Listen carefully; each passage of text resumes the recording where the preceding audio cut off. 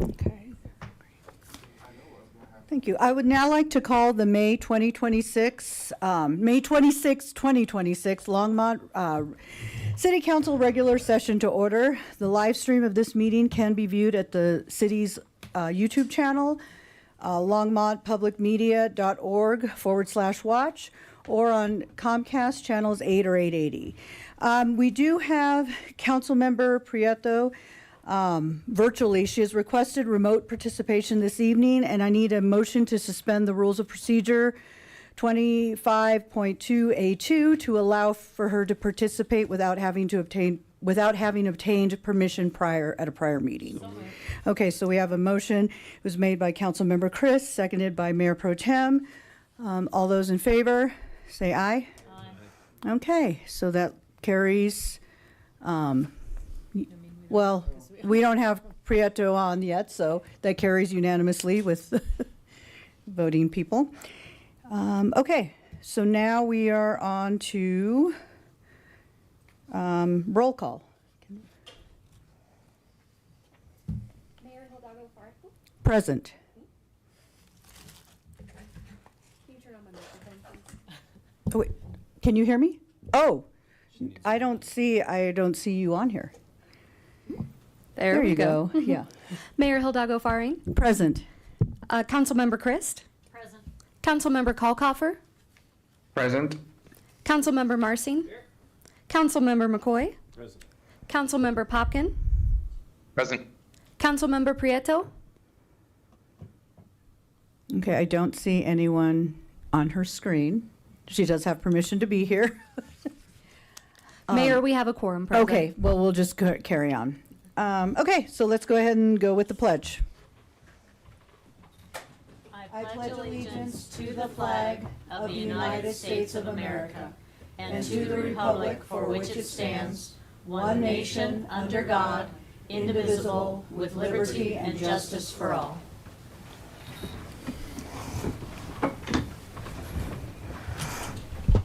Okay, and for the record, I see Councilmember Prieto on the screen. Okay, so we are now on chair reminder to the public. In accordance with the rules of procedure, the rules for providing public comment are as follows. Only Longmont residents and employees of the city of Longmont may speak during first call public invited to be heard. You must provide your address at the sign-up sheet before the meeting, or I will not call your name. Each speaker is limited to 3 minutes. Anyone may speak on second reading, public hearing item, and you are asked to add your name to the speaker list for the specific item before the meeting. Anyone may speak during final call public invited to be heard. Members of the audience shall refrain from disruptive, vulgar, or abusive language, applause, heckling, or other actions that interfere with the orderly function of the council.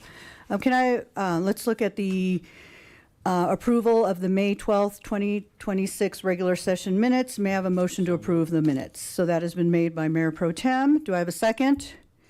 Okay, and that has been seconded by Councilmember Marsing. Councilmember Chris, do you have a question or correction on the minutes? Yes. I discussed this with Dawn earlier. On page 17 of the packet, or page 12 of the minutes, it's listed my comments as being just feasibility, but after pushback from or clarification from Councilor Marsing and Councilor Popkin, I clarified that it was financial feasibility that I was looking for. So I'd like to adjust the minutes to reflect that clarification. Okay. Do you have that, Elizabeth? Okay, great. Okay, so can we, let's go ahead and vote on the minutes as amended.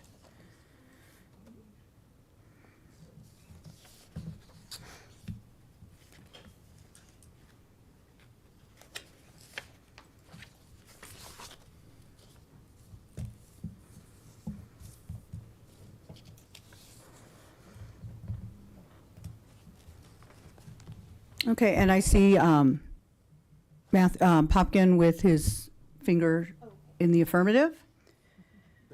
So, very good. So that carries unanimously. We are now on to agenda revisions and submission of documents, and motions to direct the city manager to add agenda items to future agendas. Are there any revisions first for our current agenda? Are we Not good? from the clerk's office. Great, thank Mayor. you. And so now on to council. Do we have any motions from the council? It looks like Councilmember Prieto, go ahead. No motions, Mayor. I just have a request to attend my next two council meetings. Virtually? Sorry, virtually, yes. And that Yes. would be the June 2nd and June 9th meeting. I had ACL surgery, and so I'm unable to be there seated for an extended period of time without having my leg elevated. Okay, yeah. So we have a motion on the table. Is there anyone who would second to, okay, so that has been seconded by Mayor Pro Tem. And then is this in regard to virtual attendance? Okay. Is it your virtual attendance? We'll vote on this first. It has to be separate. Yep. So we'll hold off for right now. Okay, so let's go ahead and vote on this to approve Councilmember Prieto's virtual attendance on the 2nd and 9th city council meeting as she recovers from surgery. Okay, let's go ahead and vote. It was Councilmember Prieto made the request, and it was seconded by Mayor Pro Tem.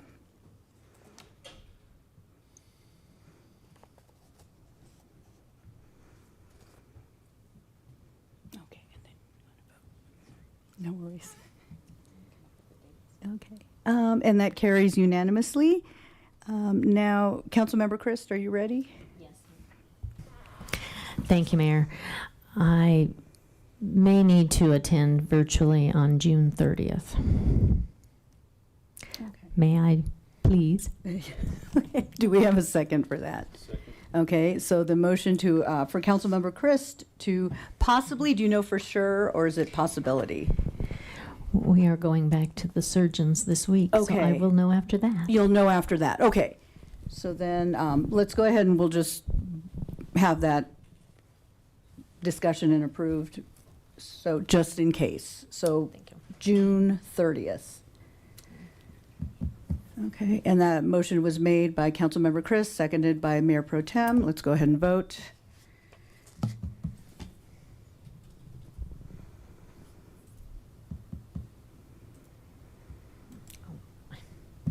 Still waiting for dates to come. Okay, no, that's fine, great. And so that carries unanimously. And now I actually have a couple of motions to make to direct staff. And if you all had had a chance to look, hopefully you all did, the ranked choice voting survey that was at the bottom in our appendix of informational items. And so looking at that, it would cost, so the poll was already done, there was information on the results of the poll, targeting voters who have traditionally voted in municipal elections. And if council is accepting of that data, rather than spending or investing another $5,000 to $7,000 on an additional poll, if council, just kind of gives me a thumbs up, or if anybody doesn't have any, opposition to this, I would like to move to direct staff to bring back an ordinance at the council's next regular session, referring a ballot measure on November 3rd, 2026, to amend the city council's, the city charter, providing for the use of ranked choice voting or ranked voting methods to future mayor and other members of Longmont City Council. And that such amendments specifically provide for the use of instant runoff, single winner form of ranked choice voting in future single winner elections, and in a single transferable vote method for a multi-winner ranked choice voting. It's hefty, but, okay, do I have a second for that? Second. Okay, so that has been seconded by Councilmember Marcin.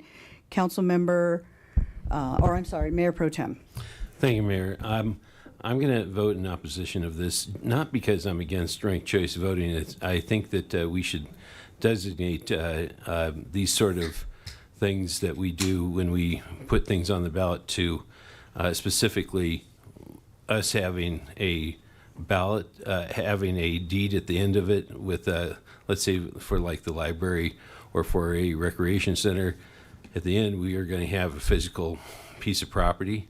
The other part is if it's going to be for, water or, safety or some sort of thing like that, where it's everybody in the community feels that they would have some sort of benefit, like expanding, trying to make sure that we have adequate funds for our police and fire and EMTs, that sort of thing. And so I also feel that there's benefit to any organization to going out there and getting those signatures. I think it helps with the education process, and I think that this is still up for debate in regards to what it actually, if it actually does bring more democracy there. I also feel like there's a component here that we're missing. We've had this issue about how it doesn't necessarily fit well with our current council makeup, and I think that if we really want this to happen, we should probably consider a change to how many members are on our city council, so that we have equal, a fourth at-large district, or a fourth position that's at large, and a fourth ward that would allow for equal on each side without having to mess around with years of service or terms or anything like that. I think there's some benefit to that, and I think the community would appreciate that. We have enough seats at the dais as it sits right now to actually accommodate that. But that's just my feeling about this, and I think we should take this into consideration. Okay, thank you. Councilmember Marcin. Thank you, Mayor. I appreciate you bringing this forward. I know this has been a long time in the making for a lot of different folks. Question, and it may be a question for you or a question for staff, because I'm supportive, but I have a little concern about the STV, the single transferable vote method language, because under our current regulations in the state of Colorado, a single transferable vote is not allowed under current state law. I would be concerned that, and that could change in the future. We could get a bill run this session. I would be concerned about us tying ourselves to something legally that we can't actually do from a regulatory perspective. So I would be curious about whether we could maybe generalize some of this language a little bit to make it, to give us maybe in terms of a maybe it's a zero reading potentially, so that we can say, okay, we actually know what the program is. We can have some of the broader conversations, to Mayor Pro Tem's point, about cycles, et cetera, because saying we want to refer ranked choice voting, I'm on board. I think I'm a little wondering about whether we can do some of the process stuff inside that conversation on firsts or not. And, Okay, yeah. and that's my only hang up, is that specific language, specifically when it comes to single transferable vote, since the state says we can't do that right now. Yeah, and I know that there was some policy kind of going out there, and so initially when I had written, when I had looked at this, and it was under the belief that we were going to be able to, by the time that it came to us, Yeah. it came about, that it would be permissible. Yeah. So, but I am willing to amend the language or put less constraints around the transferable vote method, I guess it would, yeah. but leave that open. Yeah, I guess I So- would prefer it if we didn't necessarily tie staff to say you have to bring back this language with this specific voting method in it. If we left it a little bit more open-ended, and I see Harold put his microphone on, which tells me he has. No, you don't No, have a you thought. don't. Okay, No, all right. he's got nothing to Okay, say. cool. So this is totally on Us. us. Yeah. Because we are, Yeah. like, when we look at policy, this is going to be our work that we put into Yeah. it. This is going to be our time. We'll have, of course, legal come back and look at some language for us to decide upon, but it's really in our court as we decide, the policy aspect and any kind of charter or So- ordinance change on this. So I guess I'm all on board with referral and drafting the ordinance. I think maybe it is a 0 reading item, but I know we have a timeline on that, and I know that messes with staff's work plan a little bit, and I will turn my mic off on that, just so we can work through some of the kinks of Okay. making sure that the ordinance comes back with what you're intending and what I think I'm intending. Okay, so would it work, Eugene or Harold, to bring it back in a 0 reading so we could have open discussion on this particular topic? Just say it. Well, we're thinking, so, Just get it out, yeah. so June 9th, I think at this Yeah. point, we're projecting the Phase 2 development agreements with Front Range Community College Mm-hmm. Yeah. and Project Wolf, so, or just all of that. So that's pressing us a little bit on time. I don't know that we would come back with an ordinance per se, more of a general conversation with different options that you all could work through. And then maybe give us some, a clearer direction is what you're looking at, because Okay. I think drafting an ordinance without having that clarity Yeah, can become difficult. And it may Yeah. just be a general conversation to work you through the different components and get policy direction. June's turning into a bit of a beast right now, because we have a lot of movement. What's the next meeting, Eugene? It's the second is a study session. we could probably, and Tim's out this week. He's our Okay. election guy.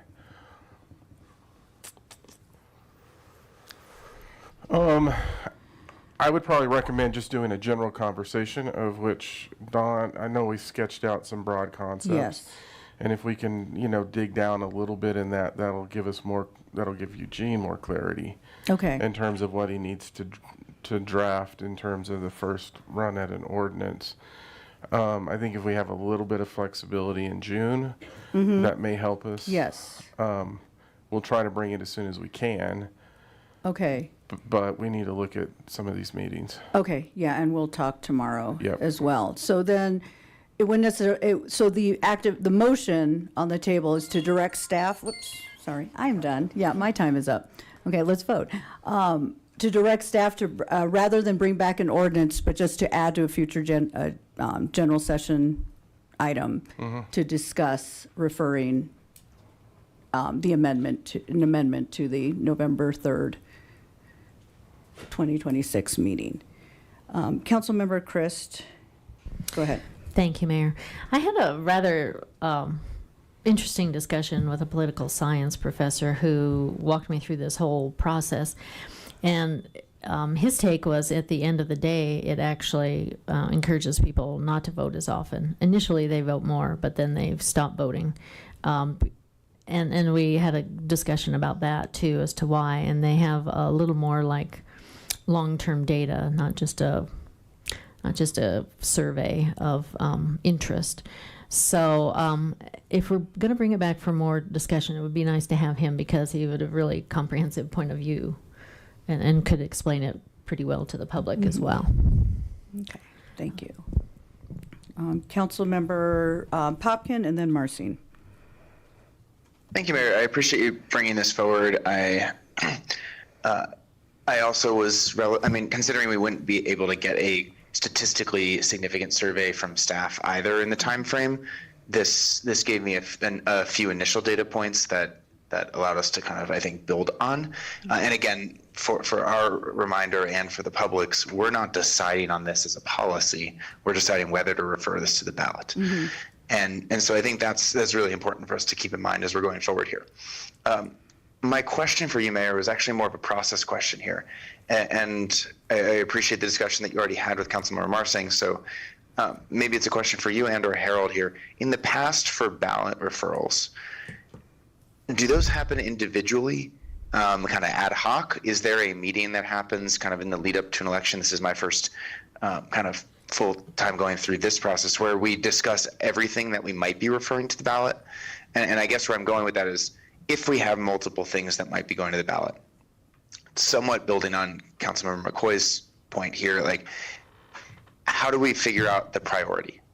And I think we all saw what happened and can remember what happened back in 2023 when many things went to the ballot and many things didn't pass. And without casting my own subjective judgment as to which things should have there, I think the choices that we put to people and the length of the ballot ultimately does matter. Yeah. And so I guess what I wanted to just raise here is, maybe you and I might think that this is a top priority, and then we just had the public safety conversation last week, and maybe something else changes. And so I'm just curious, what's the drop dead deadline for things being referred to the ballot? And can we maybe be a little bit of tactical here in how we have the conversation about the topics that do get referred to the ballot, or at least this council chooses to refer to the ballot, recognizing that citizens can, petition to have their own topics too. Yeah, they can.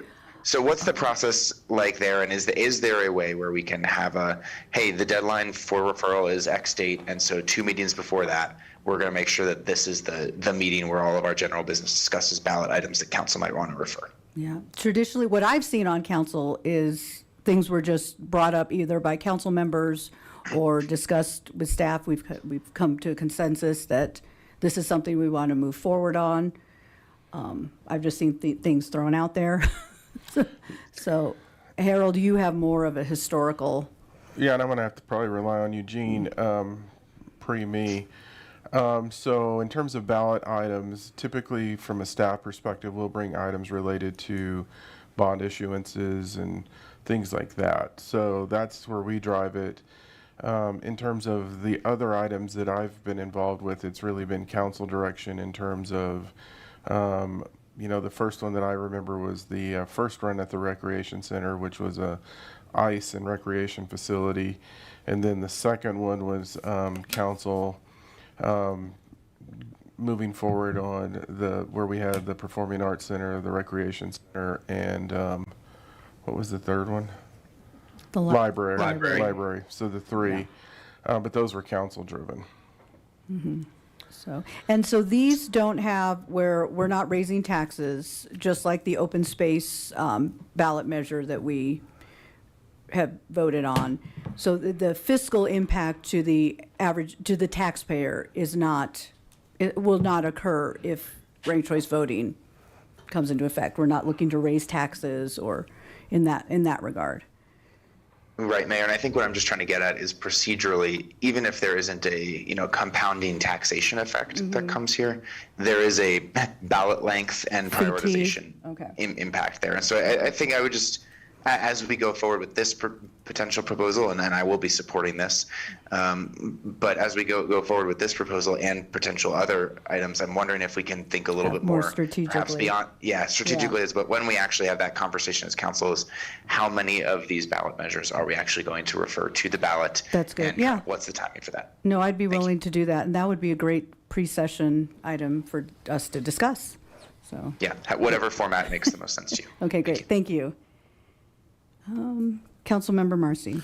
Thank you, Mayor, and I know this is my second. I just wanted to circle back to kind of where you and I's conversation wrapped up, because I appreciated hearing from staff that we can kind of, give you the policy, then operationalize it. I think within the context of that operational process, I would personally prefer, we've discussed it over and over again. I think we've had the clerk's office in here. We've had the discussion.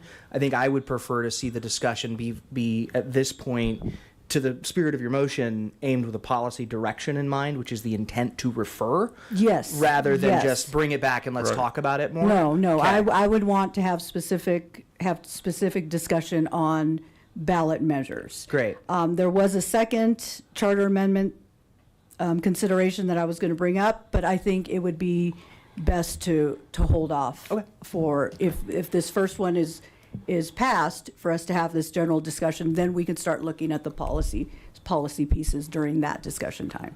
Yeah, I think from a staff perspective, we'd want a general discussion or a discussion that leads to specific points that you want us to put into an ordinance. So we're going to be pulling for specific direction in that conversation. Okay, and so what I would like, to have that instant runoff for the single winner, but also look at the possibility of even realigning how we're staggered, where wards would be on one side, on one round, and then at-large would be on another. So we'd have the 3 wards during one election with mayor, and then have 3 at-large with the mayor. So looking at how we could work in our charter amendments to allow for that staggering. And we don't have to decide tonight if we want to go in that direction or not, but just to be able to have that discussion and say, is this the best course of action? Just a quick question for staff. Yes, It's okay. yeah.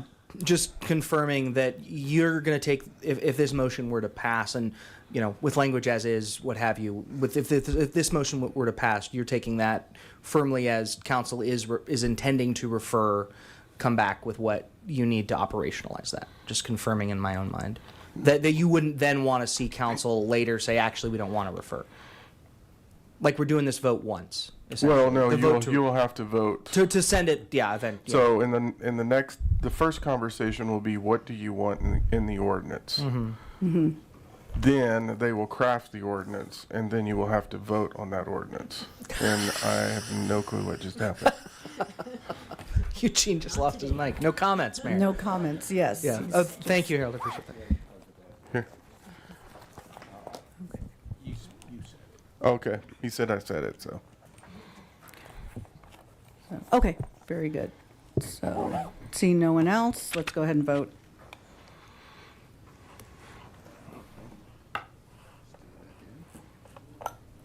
There you go.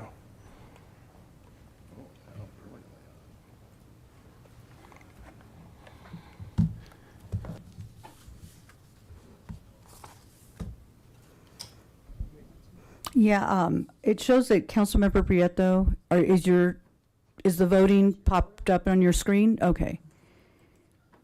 Yeah, my apologies. I was Okay. just reading through the Oh, no, language. no, you're fine. It's a lot. It was a lot. I just wanted to make sure it was popped up on your screener. Okay, so that motion carries 5-2 with Council Members Christ and Mayor Pro Tem McCoy in opposition. Seeing no one else for other items, let's move on.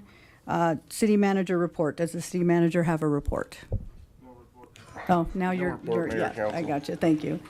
And now we're on to special reports and presentations. A presentation of updated investment strategy and policy recommendations. And Teresa Malloy, I'd like to invite you down to introduce the item.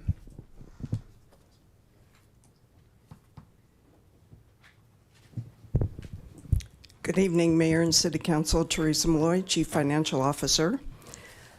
And we recently went out to RFP for a investment consultant, investment advisor, as we had reached the end of our allowable contract extensions on our current contract. Government Portfolio Advisors won that award, and they are here tonight to present some information to you. For the past several months, we've been working through a transition for our non-pension investments to a portfolio under GPA's umbrella. They've made several recommendations on investment strategy changes. And in addition, on your consent agenda, item 9C is a resolution for a policy update. The last investment policy was adopted by council back in October of 2023.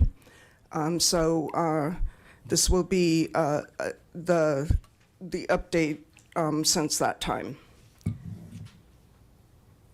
And I guess with that, I'm going to introduce then Deanne Woodring, the president of GPA, and Mitch Henke, Chief Operating Officer and Chief Compliance Officer. And as I mentioned, they have a brief presentation for you that will speak to both the investment strategy changes that they're proposing as well as the policy updates. And then we'll open it up for discussion. So let me pull up their presentation here. Thank you. I can help you with that. I can grab Oh, there you are.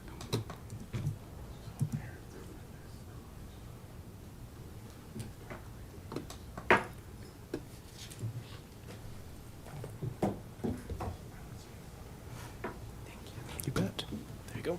All right. I will just let you all, here, I think this one probably works better. Good evening. As Teresa mentioned, I'm Deanne Woodring, President and Founder. Doesn't seem like it's working. It's not working. Yeah. Okay, good evening. I'm Deanne Woodring, President and Founder of Government Portfolio Advisors. It is a privilege to be here with you today. My favorite thing is to be in front of council. I love to address your issues or questions and anything going on with the investment portfolio. Our first slide just covers the background on Government Portfolio Advisors. We currently operate in 11 different states. We manage over $35.5 billion in public fund assets, and that's all we do is separately manage assets for local governments. We have 74 clients, so we're not massively spreading ourselves and across a big number of accounts. We're very isolated to the needs of our clients and needs of City of Longmont. And we have over 20 years of experience within our client profile. I've been in the business for 40 years, and I'm very astute and very aligned to building a service model that aligns our objectives to your objectives and what you're doing. So we're within partnership with you and here to meet the needs that you have. 3 of our advisors have CFA charter holder high criteria for investment portfolio management expertise. We're an SEC registered firm, and we always work in a fiduciary capacity, so we're working in your best interest under contract. Mitch is going to cover some of the steps we've done so far. Great. Well, it's been a pleasure to working with the city so far. We entered into contract with the City of Longmont at the end of the year, and over the last, our first few months of the year as the incumbent's contract was phasing out, we worked very closely with Teresa, Deanne, and staff to really do a thorough review of the city's finances, the investment portfolio, look back at historical trends for the changes in balance on a month-to-month basis, the overall balance changes of the firm, of the city, organizational goals, preferences, your investment policy. And one of the things that we really pride ourselves on is, even though we only manage really the investment core portfolio, that's kind of what we've been hired for to do.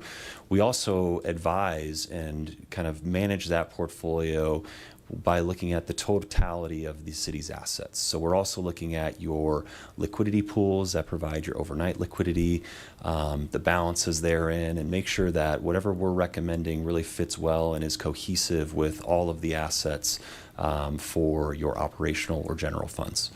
And so I just wanted to highlight a few key recommendations that we made in shifting some of the focus within the city. And the first one is to really take a look at the overnight liquidity balances. Those had grown as we looked at just kind of the city's profile from kind of the second half of 2025 through when we took over. Those balances had grown, pretty drastically, and part of that was just tied to not reinvesting some of the maturities that had come due in that investment core portfolio. And so the first step is, especially when we have a nice yield curve that is giving us good yield to invest out further, is really right-sizing that investment core by transferring $30 million from those overnight pools into the longer-term investments. The second thing was to, implement a true benchmark for the city. You have the ability to go out 5 years. You had investments out 5 years within the investment core portfolio, but we noticed that there was really no structure to why certain amounts of investments were invested out to 5 years versus 4 years versus 3.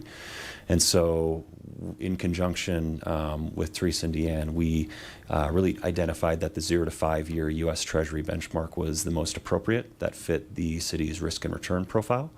And we really right-sized the duration, which is how long we invested that portfolio out, to better match that benchmark. The third thing is that we helped consolidate some of the pools of the city. You were using 3 different providers and had 7 different pools, and we noticed there was a lot of overlap that was unnecessary and created probably a lot of organizational redundance. And so we helped consolidate that to one pool provider and two pools to also manage the amount of funds invested in commercial paper, so kind of reduce some of the risk. And then finally helped move to a true third-party safekeeping custodian that we're in the process of executing right now, Principal, that helps the city meet best practice standards for custodial services for your operating funds. So I'm going to have Deanne come back up and talk a little bit about the investment policy before we finalize the presentation. Thank you, Mitch. So the investment policy is the backbone from your directives of how the portfolio is to be invested and the guidelines that we manage within. And so it's very often, the first priority is always safety, liquidity, and return. We hear about that all the time. I always take it to another level, which is stability, structure, and accountability. Because it's important for you to understand the structure that we're managing, why we're managing it that way, and making sure your earnings are stable. So this shift of bringing you out of a heavy weighting towards liquidity has created a more balanced and more stable interest earnings portfolio for the city. So there were several areas that we looked at within your policy. So the red line is a little bit loud, but basically what we did is we brought in GFOA best practice structure. So you guys are a GFOA, Government Finance Officers Association entity. That's a national organization with over 14,000 local government members. So we took their sample policy guidelines in structure, moved some of your wording into that structure, and then brought in some additional best practice actual language. So that's where some of the changes are. I could tell from your policy that this has been an ongoing policy, that just different things kind of came in over the years, and that's very often how we see it. So we felt that now at the start of this engagement, it'd be better for us just to go in, make a big cleanup, get it all aligned to statute, get it aligned to your proper risk profile that we're seeing, and then each year we will review that if there's any changes. Sometimes there's small adjustments, but we're going to do the big major changes today. Several sections were added, and those were referenced in your memo. We used both GFOA and another national association, GIOA, to create the language that was appropriate for those updates. We enhanced your tables, added in some additional language, and lowered some of the risk profile in certain categories. Statute allows you to do 50% in corporates, commercial paper, bankers' acceptance. We more quantified that to the realistic markets of risks that were appropriate for you by bringing corporates and commercial paper into a 25% target. We added in some maximum maturity constraints that, again, builds structure and allows us to adhere and manage the risk. And then we changed some of the language just to be current and adoptive. And then we added items to the benchmark, which Mitch just covered. And it's important when we're looking at the benchmark, that's creating transparency and accountable to you, that as we manage those assets, we're doing what the directives are within the policy. So with that, I'm going to go back to Mitch, and then we'll take questions. So we thought we'd finish by just sharing a snapshot of the current portfolio as it stands as of April 30th. And so the one thing that I do want to point out is, again, that investment core, that's really what we are managing, but we are overseeing, kind of helping advise on all of the funds for the city. The big change that we've seen is just increasing that investment core component size. While doing so, we were also able to increase the yield of the total portfolio. When we took over December 31, the portfolio book yield was about 358. Now we're up to 373. And we do anticipate with some further reinvestment, some of this maturities coming off of that portfolio that are at lower yields. And the current markets is going to help us maybe even get that up to 4% or above.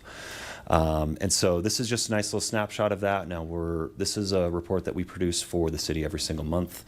We break this out to just show the total portfolio, but there's also several other pieces that Teresa, Deanne can share with council when appropriate and when needed to help understand a lot more of the different dynamics of the portfolio as well. So reporting is really one of the things that we stress, and we really try to provide, as Deanne mentioned, a lot of transparency so that you can feel you're being accountable stewards of the city's portfolio with our guidance. And so with that, we will take any questions or comments. Okay, do we have any questions from council? Oh, I knew if I'd give it a minute, people would pop up. Go ahead, Councilmember Popkin. Thank you, Mayor. And thank you, GPA, for the presentation and for the what seems like very nuanced work behind the scenes there. Just a couple clarifying questions on my end. One, looking at the page, let's see, this is page 17 of the investment policy specifically. That's under the section called reporting. And it says, on a quarterly basis, an investment report shall be prepared and submitted to the chief financial officer who provided to city council in a timely manner. Is that standard of reporting, that frequency of reporting standard? Is semi-annually more appropriate? Is monthly more, like what are you seeing across kind of industry, and I guess what makes sense from a staff perspective? How much work does this actually entail? Great question. We do see quarterly as kind of the most common standard for city governments. We provide reporting to the city on a monthly basis. And so I think quarterly is a very appropriate cadence to be able to have Teresa and staff provide you updates with those reports that we provide. Thank you. Harold, Teresa, is that consistent with what you would appreciate? I mean, like, I'm trying to understand, like, how many types of decisions or kind of what course, changes of course is even reasonable to entertain, if that's even a decision or if it's just an informational item. And so I'm guessing, like, I'm trying to wonder, like, how frequently is valuable versus just kind of standard practice? Thank you, Councilmember Popkin. So quarterly is what we have been doing historically. I guess I am certainly open to providing you, because as Mensch mentioned, we get reporting monthly. I'm certainly open to providing that information to you monthly. So I would ask you, what is most valuable to you all? Yeah, I appreciate that. Funny, I was thinking the other direction. I was like, I'm kind of wondering if every 6 months is actually just more reasonable. Like, what would we do differently with that information on a quarterly basis versus every half year? And maybe the better question to ask first is, how much work is it to prepare that report? Is it just, I'm going to copy these cells into this sheet and send it over, or is it a lot of robust analysis that kind of underpins that? No, the analysis is actually done by these folks. It is a report that we can just essentially run out of their system. So it would really be just putting it on the agenda for you. Okay. So it seems like it's not much work for you, and quarterly is standard practice, and I will take up no more time on this topic then. Appreciate that clarity. My only other question for the GPA folks perhaps is under the maturity section, so I'm looking at page 15 of the investment policy draft. Under the maturity section, there's a clause that says the maximum weighted average maturity of the portfolio shall not exceed 3 years. And I'm just curious if you could elaborate on the logic and rationale behind that. Yeah, so that is really just tied to managing the risk of the city's investment portfolio. So the longer that you invest, the more subject you are to the sensitivity and the value of your investments tied to changes in interest rates. And so knowing that you have a 5-year maximum allowable maturity cadence within the statute, 3 years is going to be very much on the higher end even of a portfolio that you would manage to a 5-year cadence. The 0 to 5 year benchmark for reference has a duration of 2.1 years. Maturity is going to be a little bit higher than that, but that's going to be your really standard, again, benchmark for a 0 to 5 year portfolio. And so that 3 year total portfolio weighted average maturity is simply trying to add additional constraints to manage the risk of the city's investments. Thank you. Appreciate it. Great, thank you. Councilmember Marcin. Thank you so much, Mayor, and I appreciate it. I appreciate the work that staff did. GPA, welcome to the Longmont team. We're happy to have you. I sent some emails back and forth with Teresa on this, and I'm curious to hear directly from you about your experience with ESG specifically and some of the more not policy driven, but just making sure that public dollars reflect public values to some degree. What experience do you have, facilitating those kinds of investments? What concerns happen? What are the pitfalls in communities that do that? Because I'm correct that right now the policy does not include ESG, human rights, climate, anything like that, or conflict related screens. Is that correct? That is correct. So thank you for the question, Councilmember Yeah. Marson. We have extensive experience working with public entities, especially as a West Coast-based firm, helping out West Coast primarily clients with environmental, social, and governance-based investing. Many of our clients have it directly in their investment policy that those are values that they strive to embody as a city, and therefore they provide that level of, again, additional constraints within their investment policy to direct the investments of the city and their investment advisor. So it is certainly something that we have, again, a considerable amount of experience helping different entities with, and can certainly do so should the city council choose to make that a priority. That's awesome. I appreciate that. I had other questions, but you kind of answered all of them within that. So thank you. Okay, you're very welcome. Okay, thank you. Seeing no one else in the queue, thank you very much for the You're very welcome. presentation. Thank you.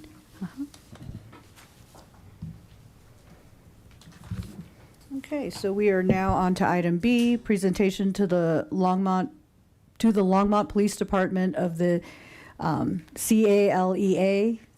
I don't know if you just say the whole thing. CALEA Certification Award. And David Moore, we have you here to introduce the item. Good evening, Mayor, members of council. I was a little worried to touch the microphone there, but seems to be working okay. First, I'd like to express my appreciation for you allowing us to be here and recognize this monumental achievement by the Longmont Police Department. CALEA stands for the Commission on Accreditation for Law Enforcement Agencies and is often recognized as the national gold standard for accreditation for law enforcement. What CALEA does for our community is it assures transparency in our policing and assures that we are conforming to national best practices and standards through our operations. This was a 3-year venture that culminated in us receiving our initial accreditation in March. It involved 100% review of our policies and also 2 presentations, if you will, assessments, one web-based, one in-person, where they verify that our facility is in proper functioning and up to standards, and also that our policies are up to standards. This really involved all of our department, and all of the police officers, supervisors had to engage in this process and be a part of it.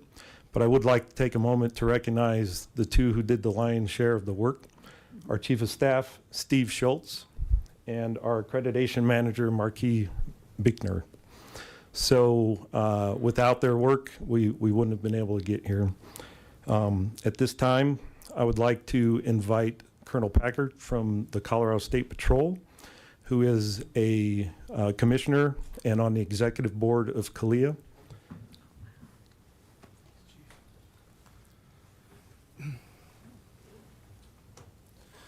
Thank you very much, Chief Moore, Madam Mayor, members of the council. Again, my name is Matt Packard. I have the privilege of serving as the chief of the Colorado State Patrol and also the current chairman of the commission for CALEA. It's a role I've had as a commissioner for several years, and a unique opportunity to view law enforcement organizations from across North America and understand how they develop their policies and hold themselves accountable.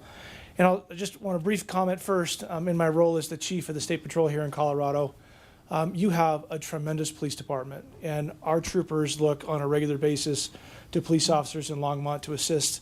I've had personal experience in working on critical incidents, small things, large things, and all points in between. And we know at the patrol that we can always look to a really professional law enforcement organization here in Longmont to help us achieve our goals. And we hope that we strive to return that favor, of course, to our partners here in Longmont. And that's a segue to the work that we do at CALEA. As the chief said, this is a process that is extensive. It is a heavy lift for the staff. It is a heavy lift for the whole department. And it requires the courage of the organization to really bring in and allow people from the outside to have a behind-the-curtain view of all of the daily operations and the structure that's in place to ensure the organization is functioning in a modern and accountable way. And to bring in someone that you've never met and then give them the keys to all the doors and say, I hope this works out. And so it is easy for an organization, one that is as respected as the one here in Longmont, to say, we have trust, we are appreciated by our governing body and by our citizens, but we need to do something more. And Longmont Police did just that. And I would tell you that the value that comes from that is tremendous. As a chief of an organization that has been accredited for a few years, that initial lift is a challenge. But the value here becomes now every year that CALEA will bring staff in and will continue to assess that not only do you have modern policy, but you're actually following your own policy. Turns out it's hard to make sure you do that sometimes with your own staff, and this is really a tremendous value that is brought into the organization. But I think perhaps the most, even more value to that is what Longmont Public Safety has committed to is encouraging or ensuring that their policy maintains current.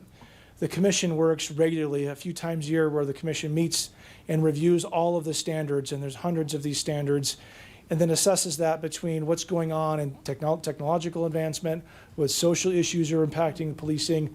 All of that is happening behind the scenes. And then agencies like Longmont will benefit from that work of the commission because we'll update our standards, and then if they would like to maintain their accreditation, they have to update their policy to do that as well. So from my perspective, and I will admit, members of the council, I'm pretty biased. I'm very proud of the work that we do at CALEA. But what makes me proud is because it is an organization that accredits and proves that professional policing is occurring across North America. And it is an honor today to recognize that achievement of Longmont Public Safety and award to them their certificate for their initial accreditation on behalf of the commission. So congratulations, Chief. Thank you, sir.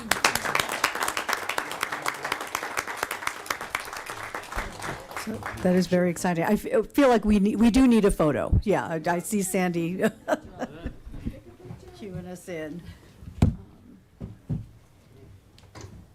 I mean, should we stand behind the video of the of the rest of council?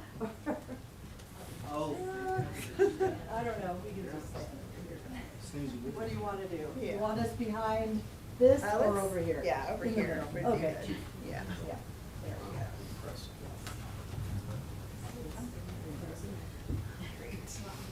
No. What?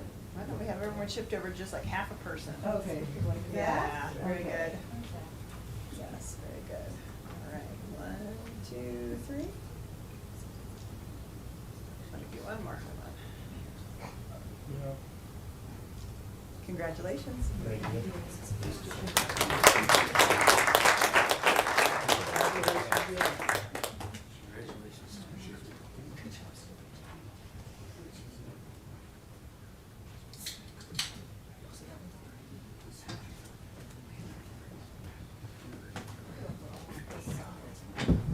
You are. Wish you were here. Great, thank you very much. Oh, and I do see Councilmember Popkin in the queue. So before you, we have folks heading out the door, so let me call them back. Go ahead, Councilmember Popkin. Yeah, if I may, I did have 2 questions for folks on Oh, this. sorry, yeah, come back down. They were halfway out the door. Well, good. I'm glad we caught them. I will go ahead and ask the questions. Yes. I think what I first of all, thank you and congratulations. I want to make sure that myself and other community members understand what we're congratulating you for. And I think the first thing is I'd love to understand, what level of assessment? Is this a self-assessment? Is this an external assessment entirely? Is it a mix of both? And, can you speak to if it is actually, let me just start there. Is it a self-assessment? Is it an organizational assessment? Did you have to apply and they just reviewed your application? What was that process like? Yeah. Councilmember Popkin, so it does involve both a self-assessment and an external assessment by CALEA members. The self-assessment is in one, deciding that we want to go that route to achieve accreditation. It literally took 100% review of our policies, and more specifically policies that are governed by CALEA, which are usually the more important policies, if you will, use of force, things of that nature. We have to meet a set of standards that CALEA provides in our policy, and on top of that, we then have to prove yearly that we meet those standards through our actions during the year. this continues pretty much every year through 4 years when we receive final accreditation. But then we also continue after that and have to do that, just not as often. But it is both a personal assessment by the department and an outside assessment. So we have a web-based where 2 assessors looked at all our policies, and we engaged with them for a week-long process of correcting policies, showing proofs, and assuring that we were in a good spot.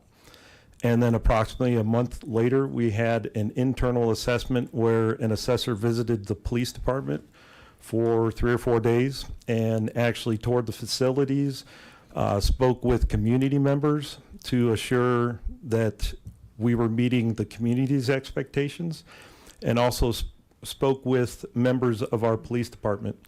We did get to choose a few of those because they're subject matter experts, but they also had the right to choose anyone in our department. They could pick up someone walking down the hall and start questioning them about our policies, our procedures, what we do as an agency, and they look for consistency in what we say as well as what other people, including community members, say. So does that answer your question? It gives me a much better window into this was a combination of departmental, opt-in to choose to apply for this or pursue this, but that it sounds like there is an audit process to really say, hey, is what's on paper what's actually happening? Yes. And I think that's really, we've had some conversations just on public safety technology over the last few months where, you and others, Chief Artists and other folks from the department have said, we have these policies in place, and that's why, we do what we do and we say what we say. And, that's only as good as those policies are actually upheld, right? Correct. And so I think that's actually really encouraging here. The one other question I had, and maybe this is more for the CALEA folks, is can any department apply for this, and how many of the departments in the U.S. are CALEA certified? Like, I know if I applied for the Popkin Professionals Association Accreditation Association, I would be 100% approved for that. But I'm curious, like, how many departments, what's the, when we say it's the gold standard, what does that really look like? Has to go by the board. Thank you very much for the question, Councilman Popkin. I don't have the specific numbers memorized of the number of agencies. I would tell you in Colorado, in fact, if you go to CALEA.org, you can actually sort the agencies in Colorado that are accredited, and you can look at that. All of the accredited agencies are listed online. Again, that's CALEA.org. So that's one way that you can research that. I would tell you anybody can apply, and there's a whole process to go through that. But the chief referenced the self-assessment, and that is actually, having been through this process from the commissioner's perspective, he described the pre-assessment perfectly, and then the web-based assessments, and then the in-person assessment. And then the culminating fact before accreditation is awarded is that every single accredited agency and accredited program is reviewed by a commissioner that goes through the reports and then verifies that all of this is true. That the assessors that do that work draft those reports for us, and then we make the recommendation for ultimately for accreditation. So that's the vote that occurred in March for Longmont here. But what we find in that pre-assessment process as they're working with CALEA staff helps them make decisions about, well, this, for some agencies, maybe they're very, very close, and they make an assessment of how much work is going to need to get done if you're going to achieve CALEA accreditation. And other times we say, this is not the right time for you, and here's a roadmap for you to go. But I will tell you that CALEA's goal is to raise professionalism of the policing profession across the world, across the country. And so our goal is to have as many agencies accredited as we possibly can, but we're not willing to sacrifice what that accreditation means and strive to be good, strong gatekeepers before we award that accreditation. So, Thank you. I appreciate that. I appreciate all the efforts you are making to just elevate standards of policing and public safety across the country. I think it's really critical, especially in this day and age. It looks like from your direction to the website, it looks like there are 15 departments currently listed in Colorado that are CALEA certified, Longmont being one of those. So that is certainly not every agency, far from that. And I think there's some, 18,000 to 20,000 law enforcement agencies in the entire U.S. And so certainly that is far from being just unanimously given to everyone. So thank you for elevating the standards. Thank you for explaining that more. Yeah, thank you for that. And I would encourage you folks, because I was just about to say when you asked more about information more about CALEA, to go to www.calea.org to look up more information. I was able to find a lot of pieces of information just even in this short time. So for members of public who want to delve deeper into that. And this is, I feel very proud, to be a council during this time. And, you all should be very proud of yourselves. And thank you for serving our community, and thank you for all the work you've done to raise that level of standard. And, I've seen that for several years as a resident prior to even thinking about running for council. So thank you very much. I do see Councilmember Prieto. Go ahead. Thank you so much for the presentation, and just such a shout out to our public safety department. I mean, this is really just, we can see it every day. And the work that you guys do and the feedback that we get from the community and the way that you guys just operate and work together. So I'm so honored and proud to have our public safety department right here in Longmont, and we're not dealing with public safety issues on a regular basis, such as maybe other communities might be. I do have one question. I did try to look it up, kind of just I thought about it and I didn't see anything specifically, but I'm curious as to whether CALEA scores departments in like different categories, such as like cultural sensitivity or responsiveness. Thank you, Councilwoman Prieto. There's not necessarily scores. There are standards that are promulgated that address things like engagement with the community. We look for things like bias, and we look at demographics of the agency, demographics of the community, and how things are enforced. And so there are standards that are rooted in ensuring that there's a connection between the agency and the community. But as far as a score, the accreditation process says what the assessment is whether or not there's policy in place that achieves that goal and that the agency is following it. The chief might have Perfect. Okay. Which ultimately, leads to that, that specific thing, those categories is if everything's operating efficiently and effectively above, then the other things with, working within the community and certain cultures and different things like that kind of fall into place. So again, thank you so much for the presentation and great work to our public safety department. Thanks. Thank you. And I didn't mention, but we do provide our statistics on use of force, our contacts, our demographics of our agency, and that was what Colonel Packard was referring to. And then we have to complete reports about any anomalies and anything that goes outside the norm, we have to answer to. So that is part of this process yearly. Okay, great. Thank you very much. Thank you for your support, council and mayor. Yeah. Appreciate it. Have a Of good course, evening. what a high honor. One more clap. Okay, very good. So now we're on the third item for presentations, a presentation outlining a proposal for community engagement, design development, and community survey for a new Longmont flag design through Art in Public Places. And do we have Angela? We have Angela. Come forward. Good to see you. Good to see you. Hello, members of council, Mayor Angela Brill, Art and Public Places Administrator for the City of Longmont, the Longmont Museum. Thank you. There we are. Give me 1 sec.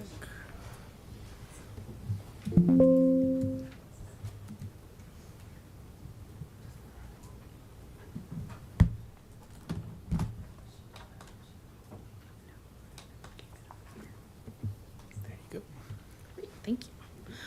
So, Art and Public Places Commission was directed to bring forward a proposal and a timeline that was a community-centric approach to a design competition, engaging the community and incorporating community-informed inspiration and feedback for consideration for a new flag design. The commission has convened, a task force has come together, and this is what we have for you today. Just a quick little review about our current design. It was designed in 1974 by Glenn Troyster, a U.S. Army information officer. The design itself is 3 parallel lines in geometric shapes intended to evoke the letter L for Longmont, and then the semicircle representing the sea in Colorado. It's been defaced twice, once in 1975 and again in 1984. And the piece that went in 1984 is actually in the museum collection. And interestingly enough, I learned recently that in the elder exchange between our sister city, Northern Arapahoe Wind River Reservation, and Longmont co-created sister flags through the Quilting Club, which name is the Laprobes, just last year. So there's some image on the bottom left of the design that is hanging in our senior center, but also there's one on the reservation. So there is a bit of a rule of thumb, if you will. It's been used for 2 decades for design guidelines for best practice for flag design. I do say design guidelines because I think that that's a really important aspect of good design, is that it really is a rule of thumb. Distinctive designs can't be mandated. So creativity is really important. And it was compiled by Ted Kay, again, 2 decades ago. The original design was asked to be distinctive, and so memorable design is cohesive and balanced. And I would say that our current flag represents these 5 principles, which is keeping it simple, using meaningful symbolism, using basic 2 to 3 colors or just thoughtful colors, no lettering and seals, and to be distinctive or be related to a previous design. Interestingly enough, in 2 decades, the use of flag symbolism is used in many different media. So we may want to consider in good design that it's not just hanging on a pole or out in the air flowing around, but that it is also used as a symbol across digital spaces. And also one thing that is not here is to avoid being very literal. I think that should probably be added. So Art in Public Places took all of these ideas about a design competition, but also symbolism, and plugging in what has worked for Art in Public Places for open competitions, tried and true. So we would go about a project course with that community feedback and inspiration being the central vein that runs through the competition. We would call for participants, and thank you, Councilmember Marsing, for bringing up a very good point, which was anyone can be creative, even if we don't find ourselves to be a designer or an artist instinctually. That doesn't mean that we can't be creative and bring thoughtful concepts to a visual representation. So we've changed that language a little bit for a call to participants. And those participants would be residents of Longmont. That would be really the only requirement for someone to participate as a designer. Age, ability, education, all of those things aside. We would ask if it were younger folks that they would have a sponsor of an adult or teacher maybe. And so we would kick off this project at the same time that we would put out a call for participants. We would leave that open for about 30 days in my experience. Any longer that you leave a call open past 30 days, people just drag their feet. So it seems about the right time. And we would be soliciting community feedback for someone who didn't want to be a designer, but wanted to express the sentiment that they would like to see in the flag design. So those 2 things would be happening at the same time. Once the submissions are in hand, again, low barrier of entry, either from a digital front or paper. We could come about it from a couple of different ways. There will be a submission review from Art in Public Places, as well as the Longmont Rotary Club. That would take a couple of weeks based upon how many submissions we receive. And then we'll narrow that down to 3 submissions based upon the visual representations that they bring.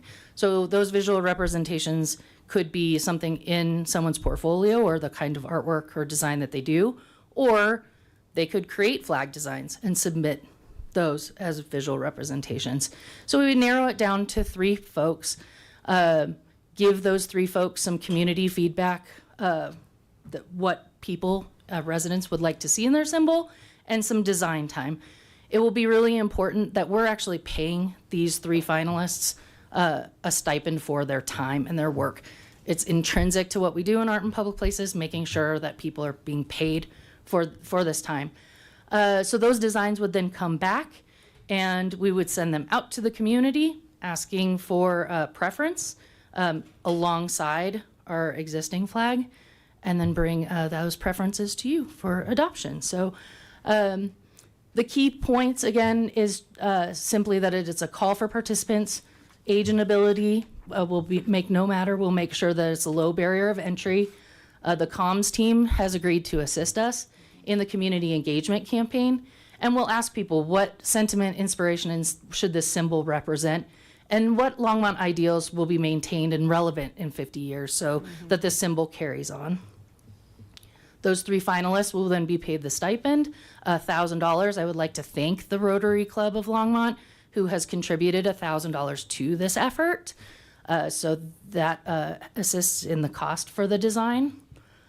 The scope of work for the 3 designers will be utilizing the 5 principles of good design, but also conveying the sentiments that were expressed by the community. And then we'll bring those new options back alongside the 1974 design to let you know what the community's preference is, and then a decision can be made from there. From a financial standpoint, I estimate the cost of this will be just over $6,000, with the Rotary Club of Longmont contributing the $1,000. That leaves us at about a total project cost of $5,000. I also estimated the amount of staff time.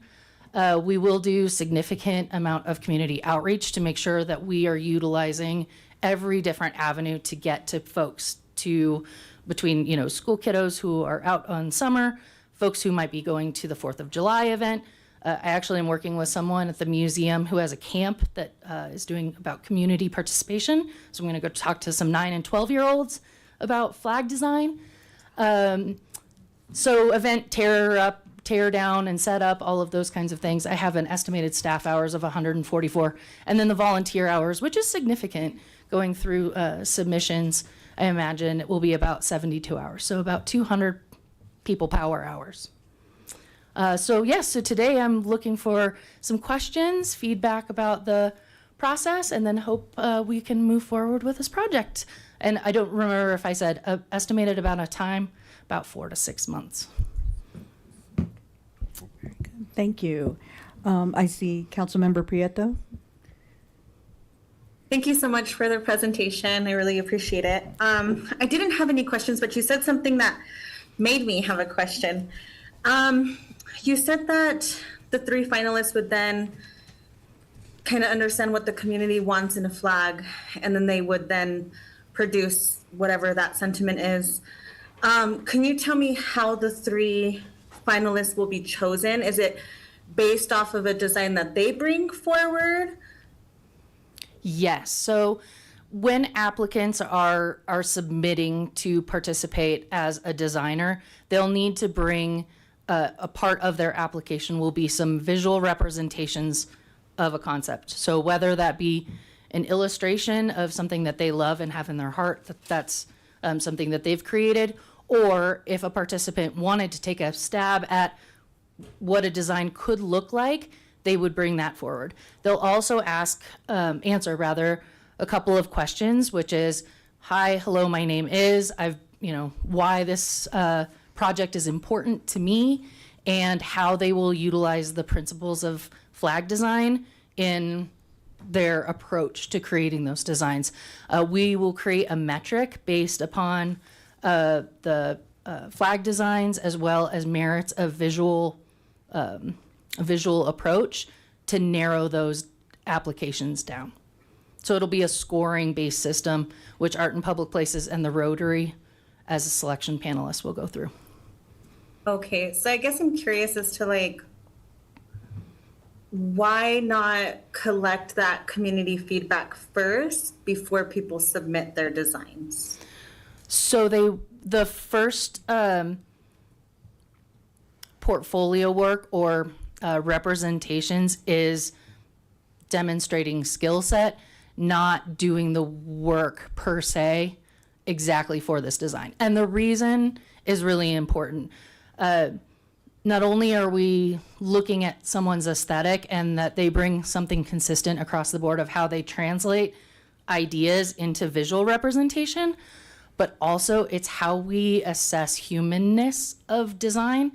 It would be very easy for someone, if we did a competition where we were just accepting proposals of the design itself, for those to be generated by AI. So we are going to be assessing the visual work for consistency's sake.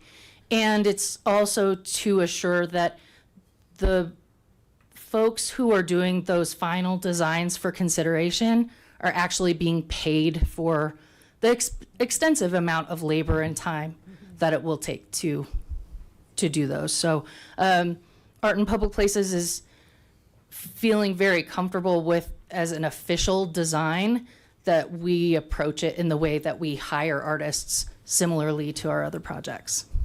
Okay, and yeah, and I guess I just asked that question because I guess it's my worry that if the heart of the original design comes forward and the panel chooses it because they love it, they feel like it reflects Longmont, but say the community is like, we want mountains, and this design, this original design that made it through the hundreds of designs doesn't have mountains, then we really start to change like the heart of what that original design was and how it surpassed all the other ones. So I guess that was just the reason why I was asking. Sure, and I'm certainly not being clear. So the first round of the portfolios, when people are submitting their visual, is just to get to that place where they become one of the three designers, and then at that point, the information and feedback from the community will be given to them, and then they need to create the actual design to be voted on. So exactly what you were saying, the designers will receive the community feedback in advance, if that makes sense. Okay. Thank you. Councilmember Marcin. Thank you, Mayor, and thank you so much for the back and forth. I know this was kind of thrown at you and the commission, so I have not been able to attend in person, but I have watched, thanks to LPM, all of the conversations you all have had about this. And I, for those who have not seen those conversations, what generally, I think my position on this is out there, that I'm a supporter of our current flag for a lot of the reasons you talked about. Meets, the history of the flag, meets the standards of flag design, all those pieces. Just generally, I'm curious about an artist's perspective, and I know we have thoughtful art thinkers on the AIPP. What's been kind of their thought process generally about this, the current flag design and kind of this overall process, understanding that they're taking council direction in stride? Sure. While I would never speak on behalf of all of them collectively, I think that public art projects versus design brand, I dare say, branding projects have similarities and differences. Yeah. And so it's not our normal, extremely more creative kind of art projects, because it is design related. And it's a pretty big ask for an official flag. This is it's a big deal. So I think that there was some apprehension into deviating from being super creative. What I've appreciated in listening to the board's conversation was initially, oh my goodness, what have they done? What have they given us? And over time, it does seem like there have been a few folks that have really gotten on board and been excited to do the work. So I appreciate that. I really appreciate too the changes that you made kind of from the artist to the participant model, because I do think, to your point, there's some clear differences between a civic design process and an art process, right? I think we're talking about different standards, different objectivities, et cetera.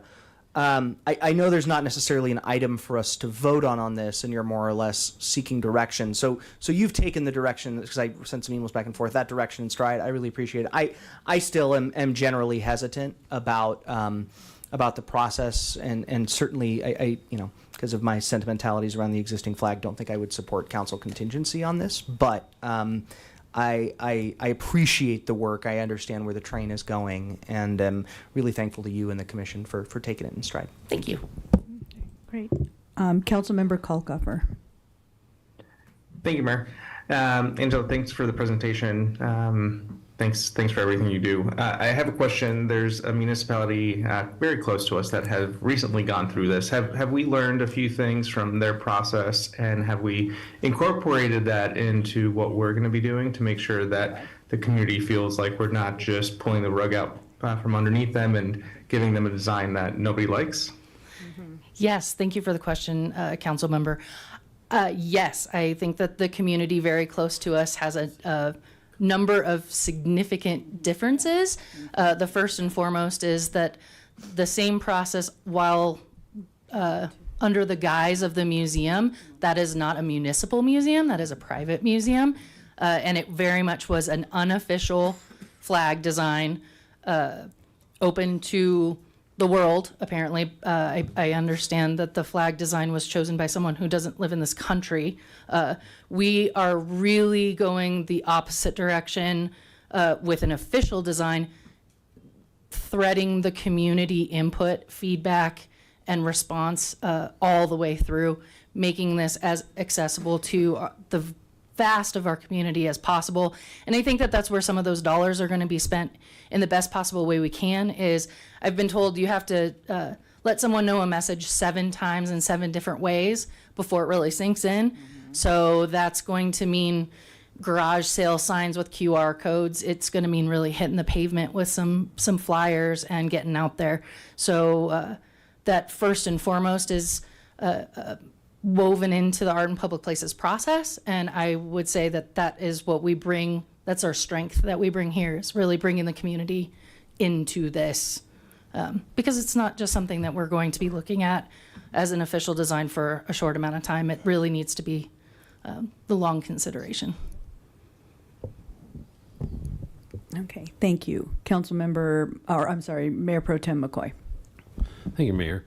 Angela, Eric, all the Art and Public Places commissioners, I want to thank all of them and you for the hard work on this. It's a hard one, and the community is kind of mixed about things, but as the liaison to the board, I feel like it's important. People want to see a little bit of nuanced change. Nothing off the charts, I think. You can't do much with 3 different colors, so you're probably limited.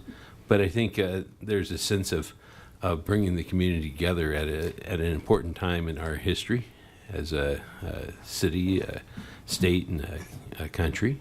So if there's not others in the queue, I'd like to move council option 1, accept the project proposal and direct staff to proceed as presented. Okay. Second. Okay, so the motion has been made by Mayor Pro Tem to option number 1, and that has been seconded by Councilmember Christ. Councilmember Popkin, go ahead.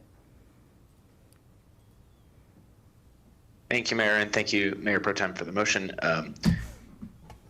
Angela, thanks for the really thoughtful approach here and the clarity of presentation and how the Arts and Public Places is thinking about this. Because we're discussing the motion, I want to talk to my council members at this point. So I just want to thank you for the effort there. I will be voting against this. I don't think we should be using council contingency on this at this time, at least. And I just want to speak directly to a few other council members. I want to talk about timing, use of funding, and priorities. And so I guess since council gave direction on this in February, we've seen fuel prices increase, inflation has increased, our public safety needs have increased. And so I guess considering that this process would take at least 6 months, which makes sense, we would want to do this right if we're doing it. We're not going to hit, I think this came up possibly around the July 4th planning originally and the 150, 250 celebration, but the 6 months is going to put us way beyond that. And I think that's, responsible if you're doing a thoughtful design process. And so I guess I'd ask, why now? Why is this something we're spending money on right now? And spending staff resources on right now? And while I understand the desire for a new flag design from some, I think this is a want, not a need. The council continues to spend our contingency funds loosely. Right now, it's currently on 3 Fs: fireworks, festivals, and now flag designs. And I would strongly discourage us from continuing to roll through our contingency when we know there are other things that might challenge our budgets or kind of urgent requests from our community that we don't, and we may not even know what might come before us. And then the last point I wanted to make here is that even within the Arts and Public Places realm, I think we have some higher priority, more time sensitive items that I think would be ambitious to pull off, but we could absolutely consider when we think about placemaking around the First and Main Transit Center, which we're pulling so many resources in our core of our community that's not only going to benefit people visually for generations, but would help attract development, housing, the right types of public spaces and third spaces that we're trying to create for people. And you know, art plays a critical role in that, and placemaking plays a critical role in that. So if I had to pick where I'm spending dollars, and I partly do with my vote, it's not here right now. And if someone has a strong opinion as to why now is really critical, I'd love to hear that. But that's why I'm leaning towards a no on this at this time. Okay, thank you. And I'm actually going to give Councilmember Christ the floor. She was the maker of the original motion back in February. So, whoops, and I just turned on the wrong mic. So, go ahead. Thank you, Mayor. Thank you, Councilor Popkin, for your comments. I originally started this because I was handing out the legacy flag at the July 4th festival last year, and people said, "Oh, we didn't know we had a flag, and what does this represent?" And I didn't really have an answer because I hadn't seen the flag before either, but I was curious about it.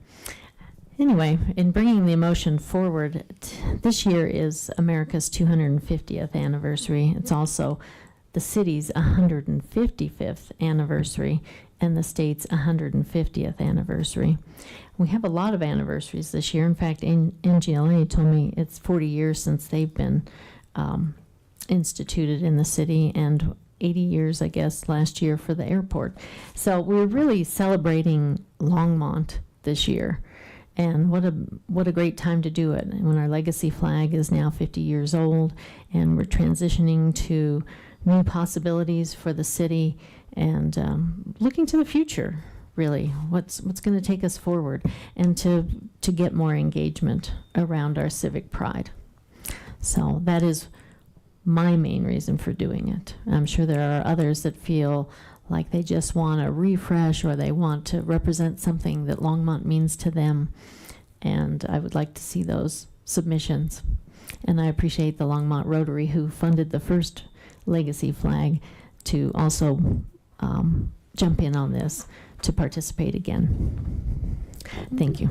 Thank you. Councilmember Marcy. Thank you, Mayor. I'll be quick. I just want to echo some of what Councilmember Popkin had to say, and just mention that in the conversations with the board, even though the Art and Public Places Commission acknowledged that the current flag meets the standards of flag design, that's why they wanted it included among the four.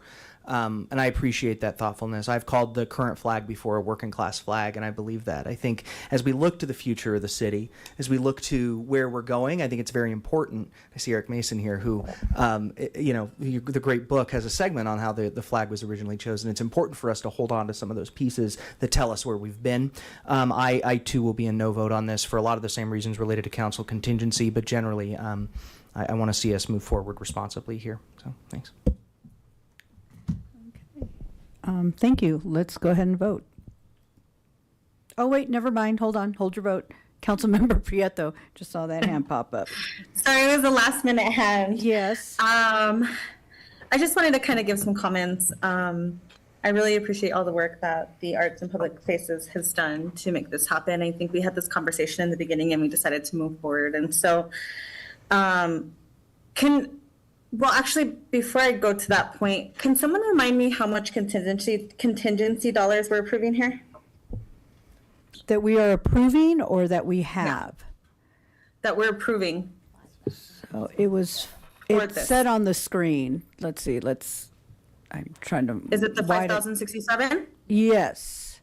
Okay, I just wanted to make sure I was reading that, because I didn't say like specifically if, the breakdown, anyways, it wasn't translating to me. But I say that all to say, council has really been talking about how we can engage the community a little bit more. And I definitely think that this is one of those areas in which we could really have that community engagement and build that relationship. And so I will be voting yes on this. I do hear Councilmember Popkin's point on just kind of just making sure that we're not spinning down so quick to where there might be an emergency in the future.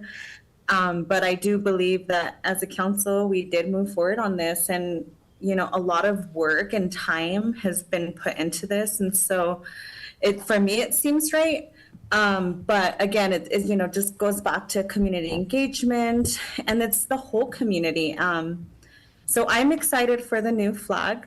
I'm excited to see who the winner is going to be. For all we know, it's a fourth grader out at, Central Elementary or something. So I just wanted to make those comments and just kind of hit on that point of community engagement. Community engagement looks many different ways, and I believe that this is one of the wonderful ways that we can do that and hit that priority. Thank you. Great. Okay, thank you. Let's go ahead and vote. I think we've discussed enough.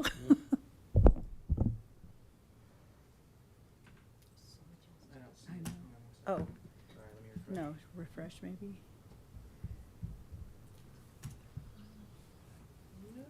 Nope, you can also give a verbal vote. Nay. So, and then Councilmember Prieto, if you want to give a verbal vote. Yes, that's fine. I'm not seeing it on my screen. Okay. I'm a yes. Okay.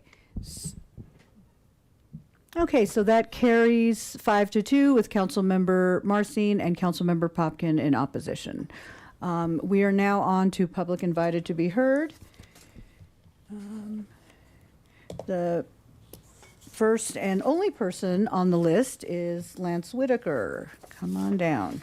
Okay, great. And thank you for, Angela, Eric, thank you for your presentation. It's great.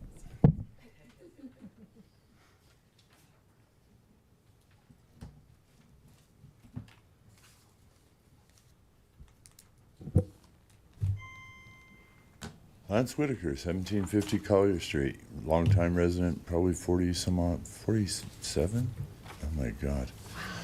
Anyhow, today is National Paper Airplane Day, as I gave your city clerk there. It's also National Blueberry Cheesecake Day, and that's all I got for you. Sorry. No worries. Thank you. Thank you. Before we move on to consent agenda, does anyone need a 5-minute break? Do you need a break? Excuse me, I thought I signed in up there, but. I just have, Is this her? you signed up for the second reading on public hearing sign-up sheet for the annexation of marijuana establishments in Boulder County. Is that not what you wanted to sign up? Oh, well then, you know what? Come on up. I'm going to just transfer your name over. My name is Marjorie Logan. Oh, let's put the mic on. Next door, who's never finished his house. I was aware when they moved into their house, I bought my house from them, that they didn't have the proper permits, but they moved in anyway. I never complained, but now, for the last 2 years, there's a vehicle, it's a historical Jeep, large vehicle, that sits in front of their house that impedes my vision when I'm backing out of my driveway. It's a problem. It has, I know it hasn't moved in at least 1 year. It may be 2 years. I feel like it's more than 2 years. So that's my first problem. The police don't seem to want to do or can't do something about it. I don't know how historical vehicles work, but it's rotting. So my great gripe today is I have a lovely home with a lovely front porch, and I enjoy sitting out there in my retirement every day in this wonderful place. However, today, I felt like I was being bombarded by the airplanes flying over. Now, I didn't buy a house over by the airport, and I can understand those people being aggravated that they bought their houses in the wrong place. But I did not. And I resent, why do we have small planes flying back and forth over the Old Town area? Why does that happen? It should not happen. So those are my gripes. Great. Thank you. Thank you for listening. Well, in your last 44 seconds left, what do you enjoy about Longmont? I love Longmont. The senior center is wonderful. They need more handicap parking. The pools are wonderful. The rec center's wonderful. The people are wonderful. The parks, what you've done with the park. Central Park is, I sit on my front porch and I can hear the kids over there playing. I have a little library out front of my house that's got books in it. It's got chalk in it. That's awesome. It's got lollipops. And they come by and everybody knows my house. It's the Lollipop House. I love it. So I love it. Thank you. I love this town. Good night. Okay. So, how do you feel? Do you want to go through the consent agenda? Let's go ahead and go through the consent agenda, and then we can reevaluate if we need a break. Go ahead. Yeah. The second reading and public hearing for all ordinances introduced on this consent agenda will be held on June 9th, 2026. Item A is Ordinance 2026-35, a bill for an ordinance amending Section 14.20.150 of the Longmont Municipal Code regarding the utility rebate program and service disconnects. Item B is Ordinance 2026-36, a bill for an ordinance authorizing a farmland lease agreement between the City of Longmont and CSP Farms, David Kelly, tenant, for the Bragg Spangler property, the premise. Item C is Resolution 2026-29, a resolution of the Longmont City Council adopting a revised investment policy for the city. Item D is Resolution 2026-30, a resolution of the Longmont City Council approving the intergovernmental agreement between the City of Longmont and the Downtown Development Authority for support and services. Item E is to approve the Community Satisfaction Survey Plan for summer of 2026. Item F is to approve 7 capital improvement program amendments. Item G is to accept the Colorado Communities for Climate Action Proposed 2026 Policy Statement. Okay, prior to pulling items, do not forget, so we do have 2 ordinances that will be coming back for a public hearing, so please consider that. And we did agree that items that we would pull would be directly for opposition or asking of questions. So with having said that, does anyone want to pull an item? Councilmember Marcin. No, Thank you, all Mayor. of them went up. Thank you, Mayor. I'd like to pull item C. Okay. Okay. Councilmember Popkin. Thank you, Mayor. I'd like to pull items E and F. Okay. And Councilmember Christ. I would like to pull D and G. Okay. Well, then there. Two of them are easy. Yeah. So, okay. So, may I have a motion to accept the consent agenda minus items C, D, E, F, and G? Actually, to just approve items A and B. So moved. Okay, so the motion has been made by Councilmember Chris, seconded by Mayor Pro Tem. Let's go ahead and vote.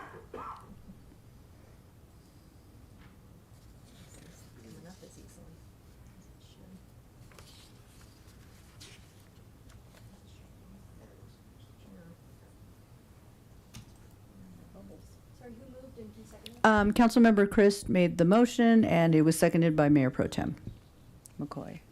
Mhm.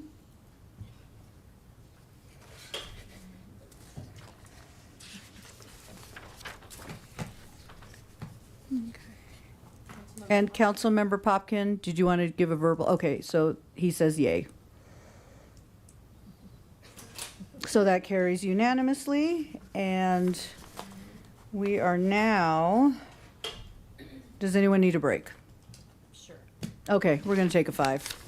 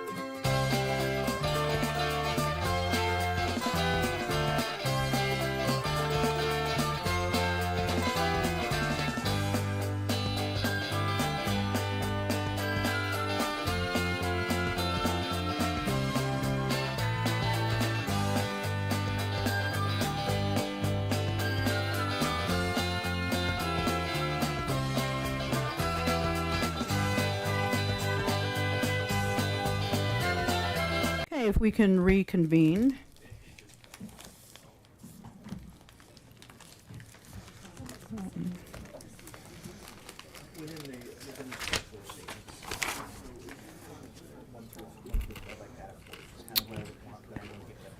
Okay, so we are now on to our, let's see. Sorry, I lost my page here. We are now on to ordinances and second reading and public hearing on, sorry, I lost my spot here, sorry. Trying to find it online. Okay, on any matter. We are on item A, annexation of marijuana establishments in Boulder County enclaves. And we're going to go ahead and start with item A1, ordinance 2026-19, a bill for an ordinance amending Chapter 6 of the Longmont Municipal Code for annexed marijuana establishments. So are there any questions from council on this ordinance? Okay, seeing none, I will now open the public hearing. Are there any members of the audience who would like to speak on this? I don't see anyone on my list. So seeing none, I will now close the public hearing. May I have a motion to pass and adopt ordinance 2026-19? Excuse me. So it was moved by Mayor Pro Tem McCoy. Councilmember Popkin, were you going to second that? I'll second that. Okay. And go ahead and you have your name and you have your hand up. Yes, So I go wanted ahead. to make one comment on the ordinance before we vote. And since there are three related ordinances, I'll just make two comments here so we don't have to cover multiple things. First, I just wanted to say many thanks to staff on this, the clerk's office, legal, and planning. As we were reading through this, I mean, even one annexation involves quite a bit of policy updates and changes, and I appreciate all of the work. And I think what we heard at this first reading first or zero reading a few weeks ago was also just how much thoughtful engagement with these specific businesses that staff conducted too. So I just wanted to say many thanks to staff on that. Secondly, if folks are just catching up on kind of where we are, why we are where we are today on this, the council comm was also fantastic. And I just really wanted to highlight that this is really addressing a question of fairness for our existing businesses who are trying to sell similar services and products. And this annexation plus the licensing ensures that the two businesses that are annexed in pay their fair share. And that provides, as the council comm noted, significant operational, regulatory, and fiscal benefits to the city. I look forward to voting for this. Because I think that is really what we're aiming to do. And those benefits are listed out very clearly in the council comm. So again, thank you there. I think those are all the comments I just wanted to make at this point. We've talked about this before, and I think this is a smart move for us. Okay, great, thank you. See no one else in the queue, let's go ahead and vote.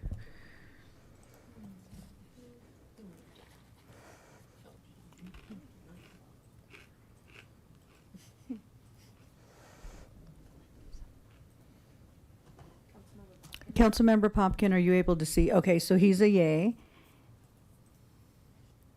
And that carries 6-1 with Councilmember Christ in opposition.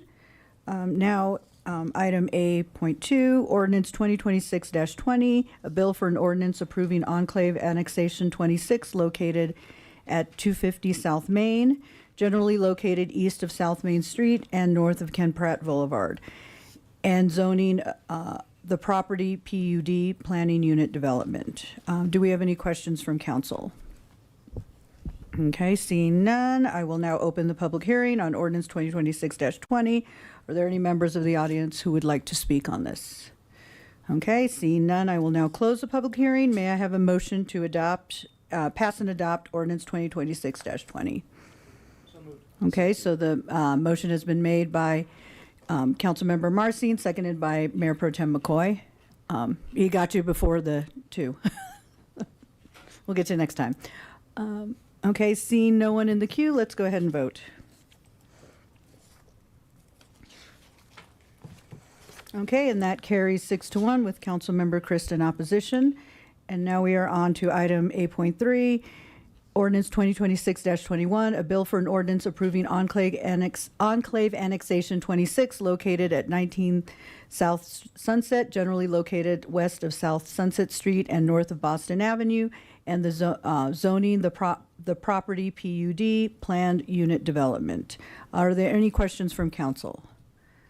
Okay, seeing none, I will now open the public hearing on ordinance 2026-21. There's no one on the list, but is there anyone in the audience who would like to speak on this one? Okay, seeing none, I will now close the public hearing. May I have a motion to pass and adopt ordinance 2026-21? Okay, so the motion has been made by Councilmember McCoy. Do I have a second? Okay, Councilmember Popkin. Okay, seeing no one in the queue to talk, let's go ahead and vote.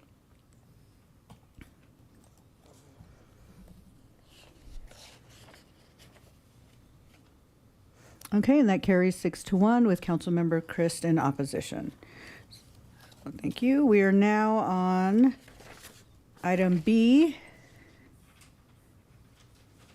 a bill for an ordinance making the additional appropriations for expenses and liabilities for the city of Longmont for the fiscal year beginning in January 1st, 2026. Are there any questions from council? Okay. Is there any presentation or any? No. Okay. So I will, Councilmember Popkin. Yeah, thank you. Harold, I have a question for you or Teresa on this, or maybe even Sandra. I'm just trying to make sure I'm remembering the right, maybe it's Sandra, the right documents here, because we had a lot of different pieces to this. Yes, the Golf Enterprise Fund PRO 197 is in this. So procedurally, does approving this approving this ordinance also approve the relevant capital improvement project amendments that are that were on consent tonight for item 9F?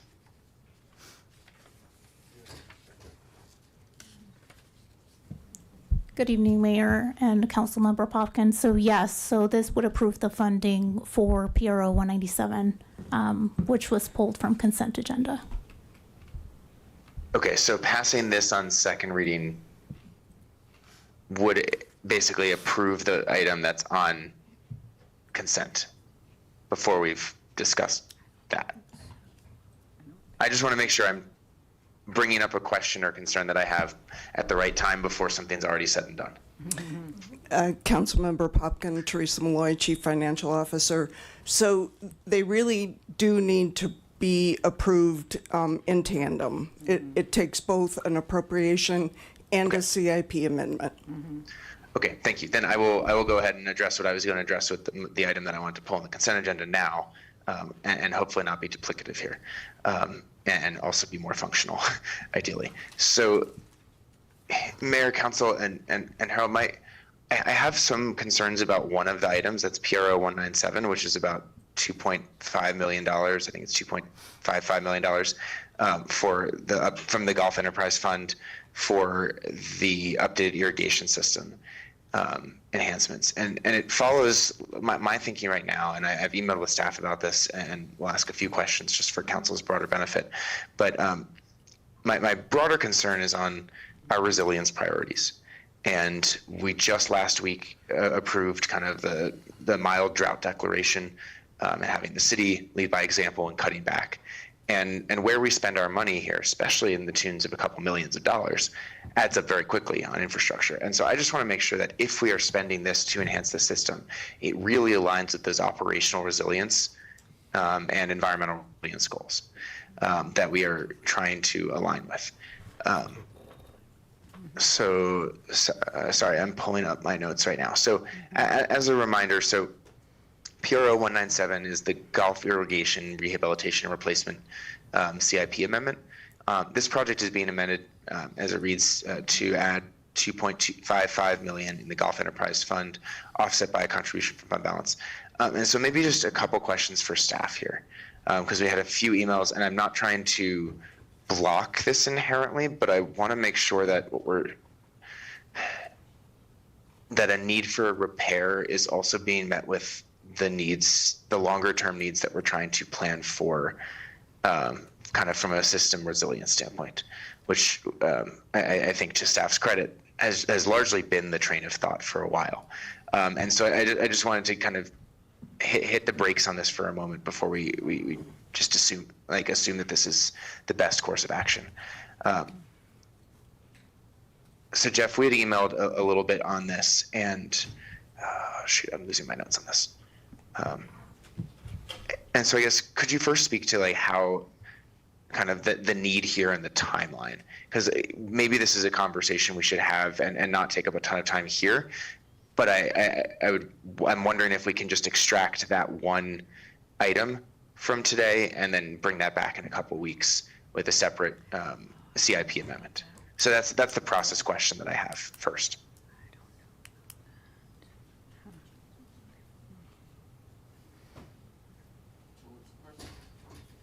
Pull that part out. Pull which part? Just the golf. I mean, that's a council decision, I Yeah, guess. the PRO 197. Yep. Golf irrigation and Harold, maybe if rehabilitation we- or replacement.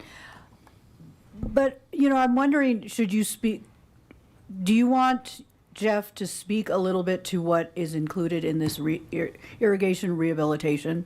Because also too, if it makes our systems better, inherently it's more efficient and it will save dollars, so, but go ahead. Turn on your mic. Mayor, members of council, Jeff Friesner with the Community Enrichment Department, which golf is a part of. During the 2018 bond election, voters approved replacing the irrigation systems at Twin Peaks and at Sunset. When we got to the process of being able to actually do that work, we didn't have enough money to complete all the work at Sunset. That system is nearly 60 years old and needs to be done because with the money we did have available to do work at Sunset, we replaced all the pumps and motors. Those pumps and motors are way more efficient, and so they're pushing a lot more water with more pressure, and our irrigation pipes are failing. And so to stop that, we really need to go in and do a full replacement of that system. We estimate that's going to cost about $2.1 million. And like what had occurred at Twin Peaks, our consultant is estimating that we'll save between 30 and 37% in water use. And that occurs by having way more efficient controllers so that we can actually set water timing at each head on the golf course. So if one area is not getting enough water, we can increase the amount of water that's going there. And if some areas are getting overwatered, we can reduce it, which ultimately provides a way better experience for our golfers. We will look at with our different, before I do that, let me talk about U Creek as well. U Creek is nearly 30 years old. Our pump station needs to be replaced with new pumps and motors and controllers. It's going to cost about $450,000 and will be the first step in an effort of ultimately replacing the irrigation systems or the irrigation pipes and heads and that sort of thing, which will probably happen in 5 to 6 years if golf continues to be able to save the amount of money that we've been doing. We're looking at probably around $8 million in today's dollars for that to take place. at U Creek, and some of the comments that Councilmember Popkin had asked about was reducing the area that we irrigate. U Creek is a perfect example of being able to have a very good golf course that also provides habitat and doesn't require us to irrigate the entire golf course. It is sanctioned by the Audubon Society as a bird sanctuary because of all the habitat. And then there are also the retention ponds and irrigation ponds that we irrigate out of there. We are able to adjust in the cases of drought and be able to reduce the amount of water. As you all are aware, we are required right now to reduce our watering up by 10%. It's very easy to do that at Twin Peaks by just reducing the amount of time that that system is working. It will give us, by replacing the system at Sunset, it'll give us more control to be able to do that, and also be more efficient at U Creek and what we're trying to do there. As far as the gray water was one of the things that was suggested, I don't know the answer to that.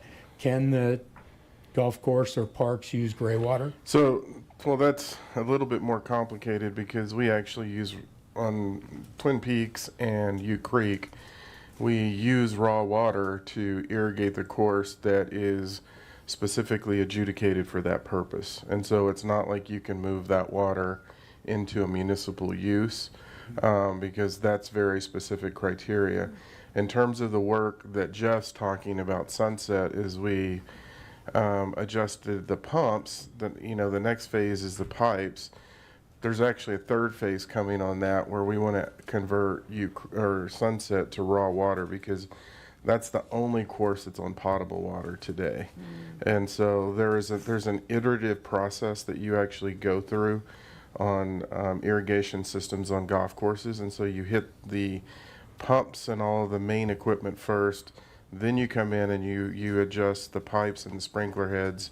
And then in Sunset's case, the next question is working with the water utilities to make that conversion onto raw water.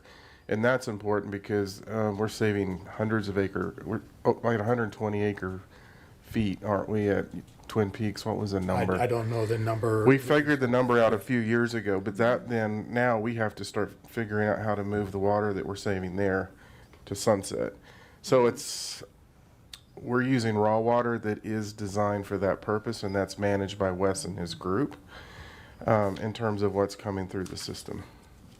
Yeah, Harold, Jeff, I appreciate that context, and Jeff, thanks for the additional details on what U Creek is already doing in terms of some of the best practices. That's really encouraging. I think I guess what I'm trying to get at, and why I'm asking about this now, is when we make an investment in a new system, that's not a commitment for 5 years. That we're trying to build a system that'll last for 20, 25, hopefully longer than that. We're talking multiple decades, and so. Are we when we're spending the money on the system size? Are we sizing this for what the golf course is going to look like and need, and make sense for Longmont in 10 years, or are we just replacing what we currently have? And I think that's where I wanted to just hit pause on this for a moment, and maybe you know the answer to that, and we can move forward. No, we're actually looking at a longer horizon than that, because when we design the systems, we really need to look beyond 30 years because I think that's one of the challenges that we've had is that it wasn't necessarily in that long of a horizon, but it actually operated for that long, which was inherently inefficient. And when you redo these systems, you also want it to where you can adjust over time as sprinkler technology and controller technology changes. And that's the backbone for all of this. So we won't risk overbuilding this, is my question. No. We're actually trying to reduce the irrigated areas when we redo these systems so that we're not irrigating the outside of the main play area, whereas the older systems did. Okay. Great. Okay. Okay, Thank you. Thanks. Councilmember Christ.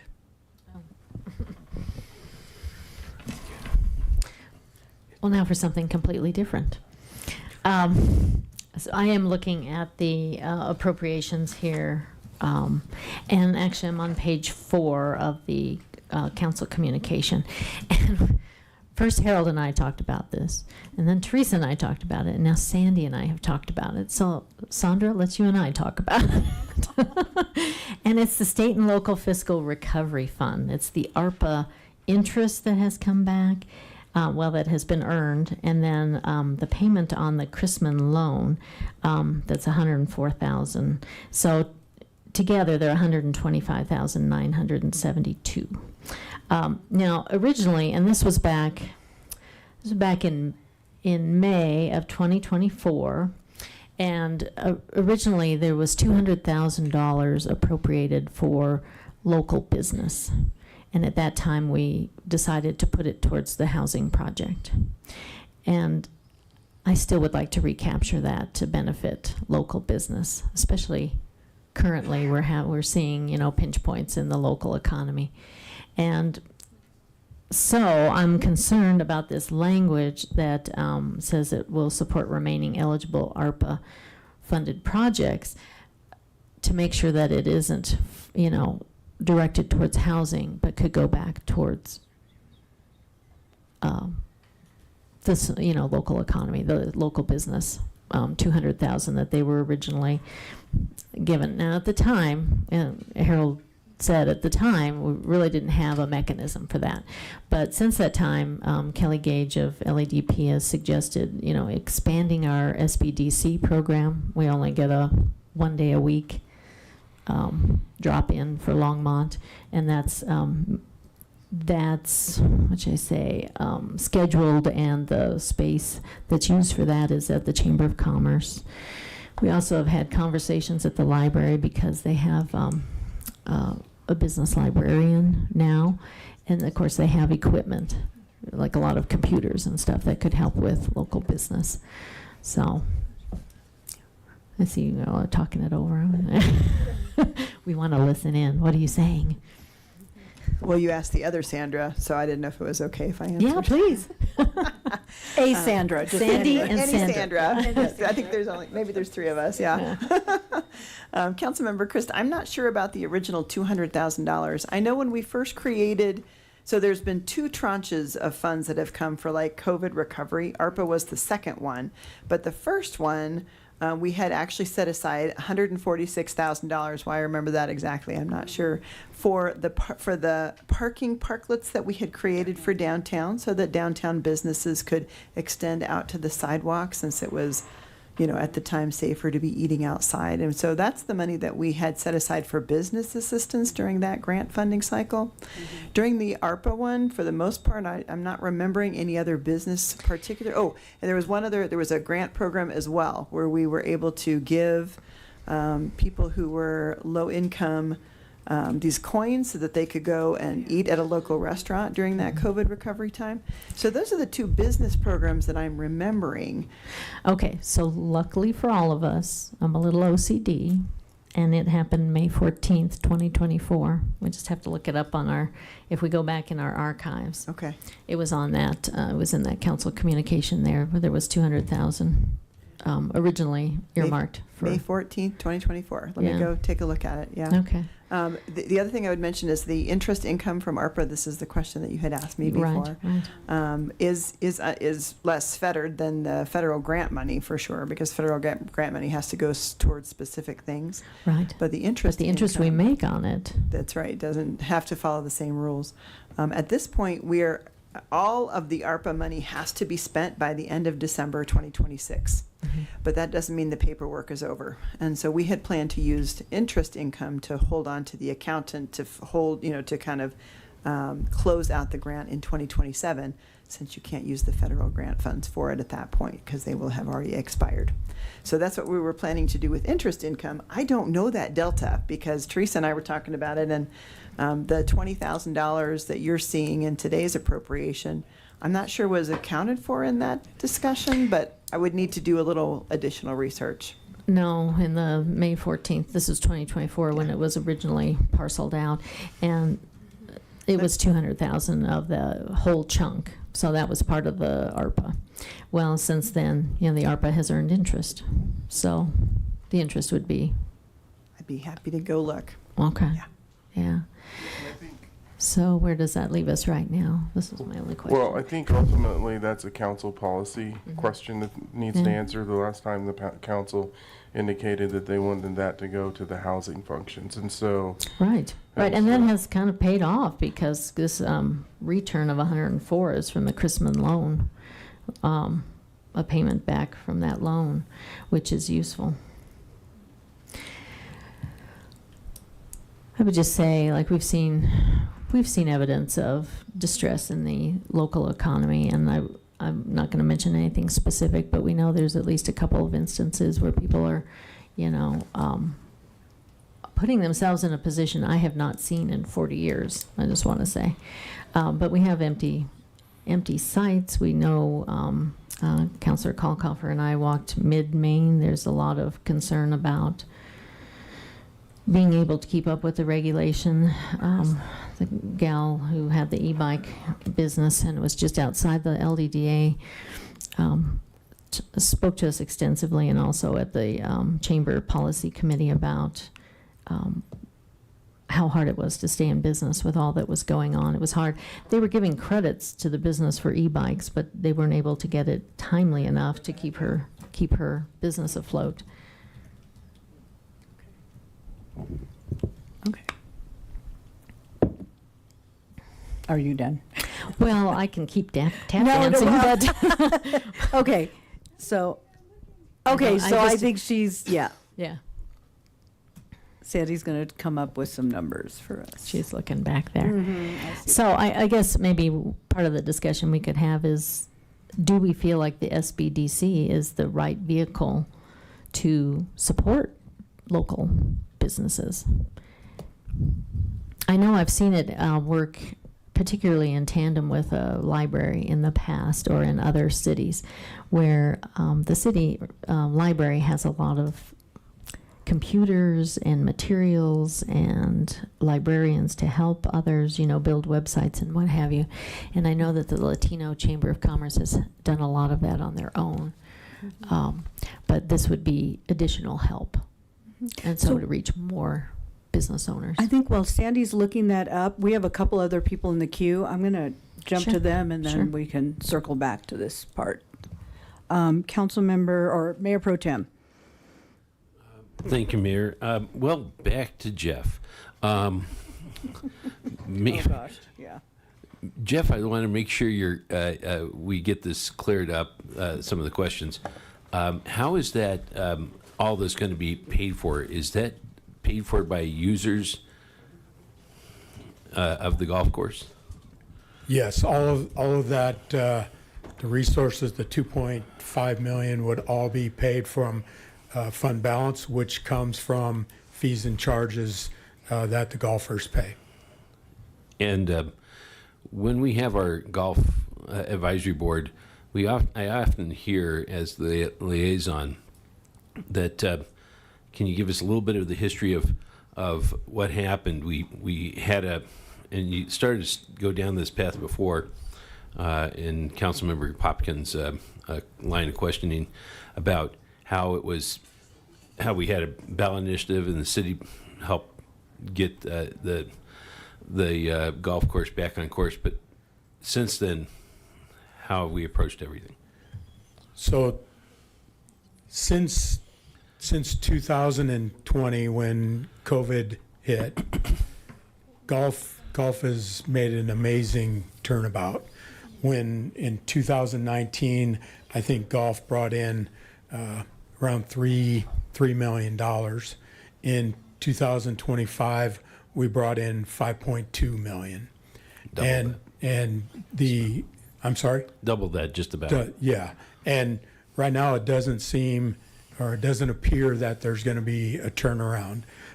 Many people are golfing. Our tee times are full.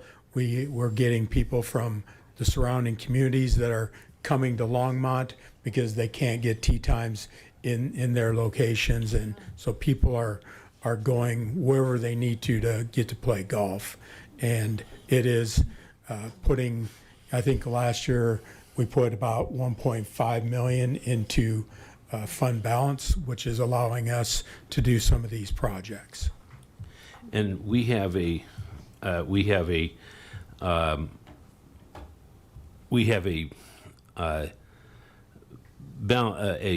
we're going to be fixing Ute Creek here in the coming years as well, right? The irrigation, yes, we will. Once we have, replaced the money we're using for this, and that fund balance gets up to $8 million or higher, we will then replace that irrigation as well. At least that's our plan. And do we see any expansion of Sunset? Any possible way of expanding Sunset? No. Okay, so I think we're landlocked there, and that's I don't what I see thought that too, we can expand there. Okay. I just want to make sure it's understood.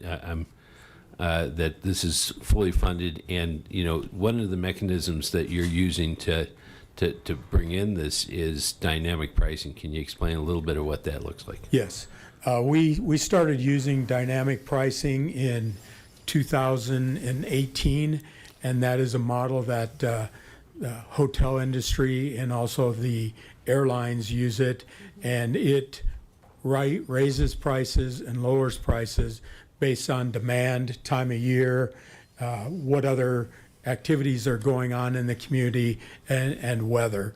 And just to give you an example of kind of what we were talking about before, in 2019, if we got $45 for a round of golf and a cart at Ute Creek, we were doing very well. Right now, at Ute Creek on weekends, we have times where people are paying over $100 for their 18 holes. And that dynamic pricing, again, raises and lowers based on that demand. And if things, tee times are few available, people are gonna pay a higher rate to play as compared to waiting till 3 o'clock in the afternoon, and maybe it's warmer and fewer people want to play there, and then you might pay $75 or $80. And how do you avoid paying that $100 if you're a golfer in dynamic pricing? I think the key to that is being flexible to play not in the mornings. If you play late afternoon and early evening, the rate you pay is going to be much better than those prime time morning slots.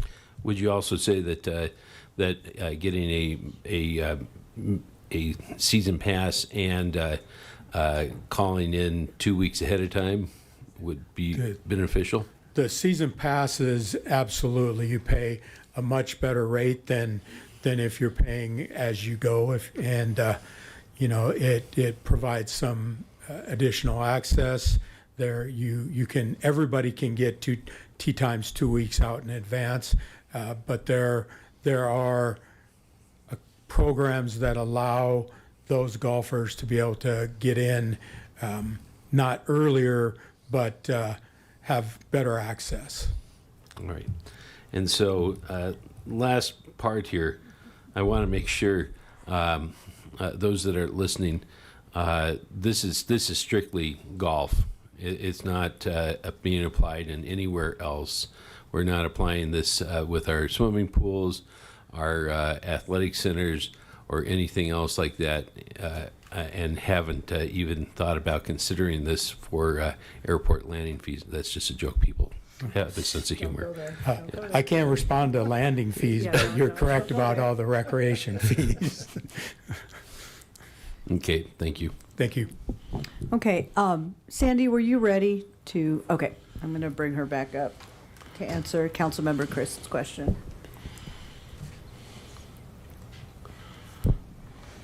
Councilmember Christ, that was perfect to give me a date of when we talked about this.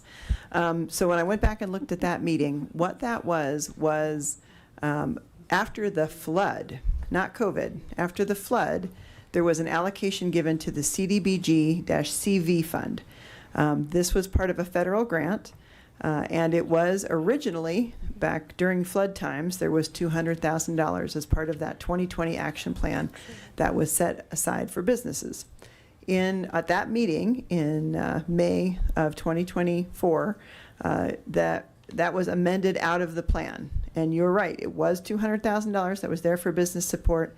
And this council, not this council, a council decided to agree with the staff recommendation and remove that and use it for housing. So you're right on all of that history. It wasn't ARPA or COVID funding. It's not the funding that you're looking at today. It's funding that plan was expended that year. So I just wanted you to know that money wasn't part of the ARPA money. It was part of a different grant program. But you are right on all of those details. There was $200,000 there for business support. It was amended out of the plan during that meeting. Okay. Council member, there you go. Oh, yeah. Thank you, Mayor, and thank you, Assistant City Manager. And I'm sorry, that is a very long packet, so thank you so much. I'm also noticing at the end of this, there is in 9H, the American Rescue Plan discussion from Molly O'Donnell that says,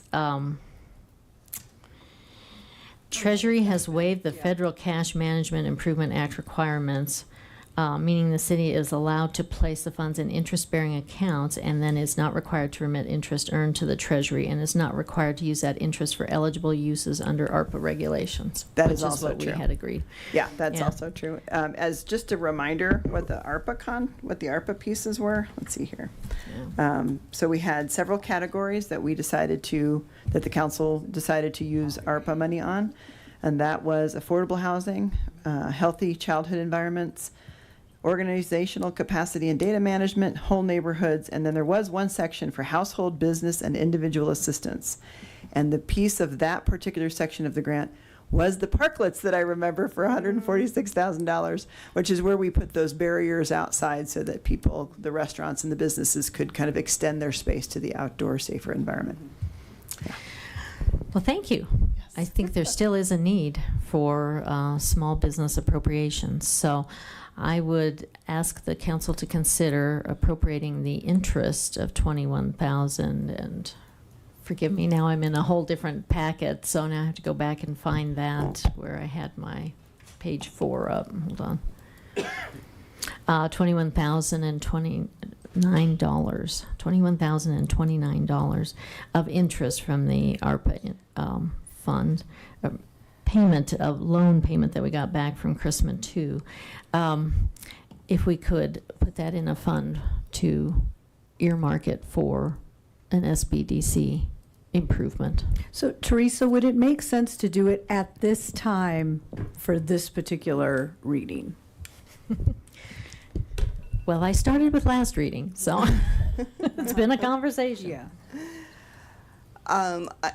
I think I would propose that we move forward with the appropriation as is, and then staff can bring a plan back to you all on how to I would spend like those that. interest dollars. I would like that. That would be great. Yeah. Okay. Yeah, because the interest is not actually appropriated, it's just the ARPA funds that are. Yeah. Is that correct? It's, So we are appropriating the interest. We just haven't allocated how we're going to spend the funding, so we can come back with. We'll come back here's with the that balance of the plan. 21,000. Yeah. Okay. That would be great. okay. Thank you. Great. Thank you, Sandra. And Councilmember Popkin. Yeah, I'll be super brief here. Mayor Pro Tem McCoy, I appreciate some of the clarifications on the use of the Golf Enterprise Fund. And I learned something about how I should approach my tea time in the future, since I have a very limited experience there. I just wanted to clarify my intention here, and I actually don't have any amendments to offer here at this point, and we'll move forward very simply at this point. The intention of where I was coming from was not trying to question, can we reallocate golf dollars somewhere else? It was making sure the investments we're making in the systems, in our golf system and our recreation system, are being used for longer term sustainability of infrastructure for those very systems and make sense for the needs that we're going to have as we're continuing to cut back on water use and we're continuing to look at more sustainable and resilient landscaping and recreational practices. So that was where I was coming from when just trying to make sure that was. I think Jeff actually answered the question, and Jeff and Harold answered the question really well and made it very clear that we were taking a comprehensive approach to our systems there. And so with that, I just wanted to say thank you, and that was where I was coming from on that. Okay. Okay, thank you. So seeing no one else in the queue, I would now like to open the public hearing for ordinance 2026 dash. Oh, wait, aren't we? Sorry, Mayor. Oh, yeah. One other. Oh, yeah, go ahead. So Jen just mentioned also in the same appropriation is a carryover for Longmont Economic Development Partnership Grant Program of $98,000. So perhaps the direction has been fulfilled through this program? There's already $60,000 that's allocated annually for this program. And last year it had not been spent and rolled over. So in this particular case, Okay. it goes back again. So I just wanted to Okay. mention that So- same thing in this same appropriation. Okay, okay, so, yeah, we'll, Okay. yeah, I think let's bring it back with the 21,000. All right. Okay, so now I'm moving on. So I will now open the public hearing. Wait, I move. oh, I move. oh, we gotta do before we make a motion to move, pass and adopt, I still have to do the public hearing. Isn't it? Oh, wait, did consent we? agenda. No, we haven't done. No, we're not on consent agenda yet. Oh, I'm No, sorry. no, put that down. I'm losing. Yep, put it down. We're not there yet. I will now open the public hearing for ordinance 2026-33. Is there anyone in the audience who would like to speak? There was no one written. Okay, so now I will close public hearing. Now, may I have a motion to adopt and pass and adopt ordinance 2026-33?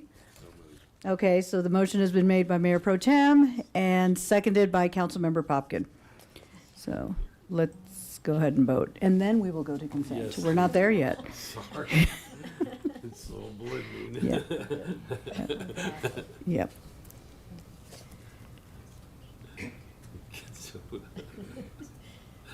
Oh, my goodness. Councilmember Popkin, do you give it a thumbs up? We don't, okay, so yeah, so he's a yay. Okay, and that carries unanimously. Now we are on to items removed from consent agenda.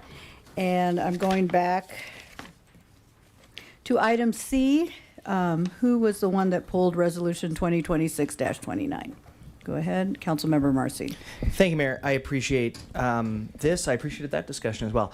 I think generally what I'm going to bring here is kind of a more policy-centered conversation for us than necessarily something for staff, although certainly welcome Teresa and GPA staff input. So I really appreciate the work that staff and GPA put into this, and I understand it's a technical policy update.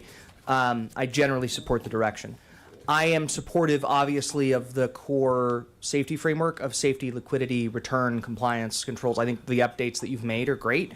I think protecting public dollars has to be the foundation. As you mentioned in our previous conversation, responsibility is identified as an optional area, but it's not something that we have incorporated into our policy currently. And that's a concern of mine. I think for me, these are public dollars, and I think residents may reasonably care about where public money is invested. So I'm not going to try to write an investment policy or any updates like that overnight. No, I'm not trying to do that. I want to be clear about that, Mayor. I'm also not trying to ever override safety, liquidity, return, right? Those are the core bedrock principles. But I do want to understand better whether it is prudent or whether essentially how we evaluate our investment principles and how we tie those principles as a council to our priorities as a community, so that the dollars that we're investing as a city are meeting our goals as a council as well. So with that, I wanted to add a motion, and I want to approve. So is that, if that's in order, Mayor? Yeah. So okay. Yeah. So I sent this over to Elizabeth just a minute ago. The third. Okay, cool. All right. So I'm going to go ahead and move that we approve the resolution adopting the revised investment policy, but further direct staff, GPA, and the city attorney's office to return to council with options for a future policy amendment, establishing a fourth objective within our policy to ensure investments reflect council priorities. And this should evaluate options for integrating criteria, including sustainability, equity, and the stated priorities of council, while strictly maintaining safety, liquidity, and return as the city's primary and overriding investment objectives. And I would entertain a second. So do we have a second? I'll second. Okay, Councilmember Popkin has seconded that. Thank you, Mayor. And very quickly, I don't want to see us, tonight say, oh, we're going to change the way our city investment. I don't really, frankly, want necessarily us to divest from anything, period. I don't want us to, the portfolio is working well. I do think as we take on a new partner in this process, someone who, as we've heard, has experience with this kind of responsible values-based investing in the past, someone who's done it easily and can easily do it, that we have a conversation at some point in the future, not tonight, not asking tonight, but at some point in the future about how we tie our investments to our council priorities and how we make sure our money is actually, that we're putting out into the world, is doing the things that we as a council would want it to do. That's generally the statement that I'm trying to make here. So thank you. Thank you. Okay, seeing no one else in the queue, let's go ahead and vote.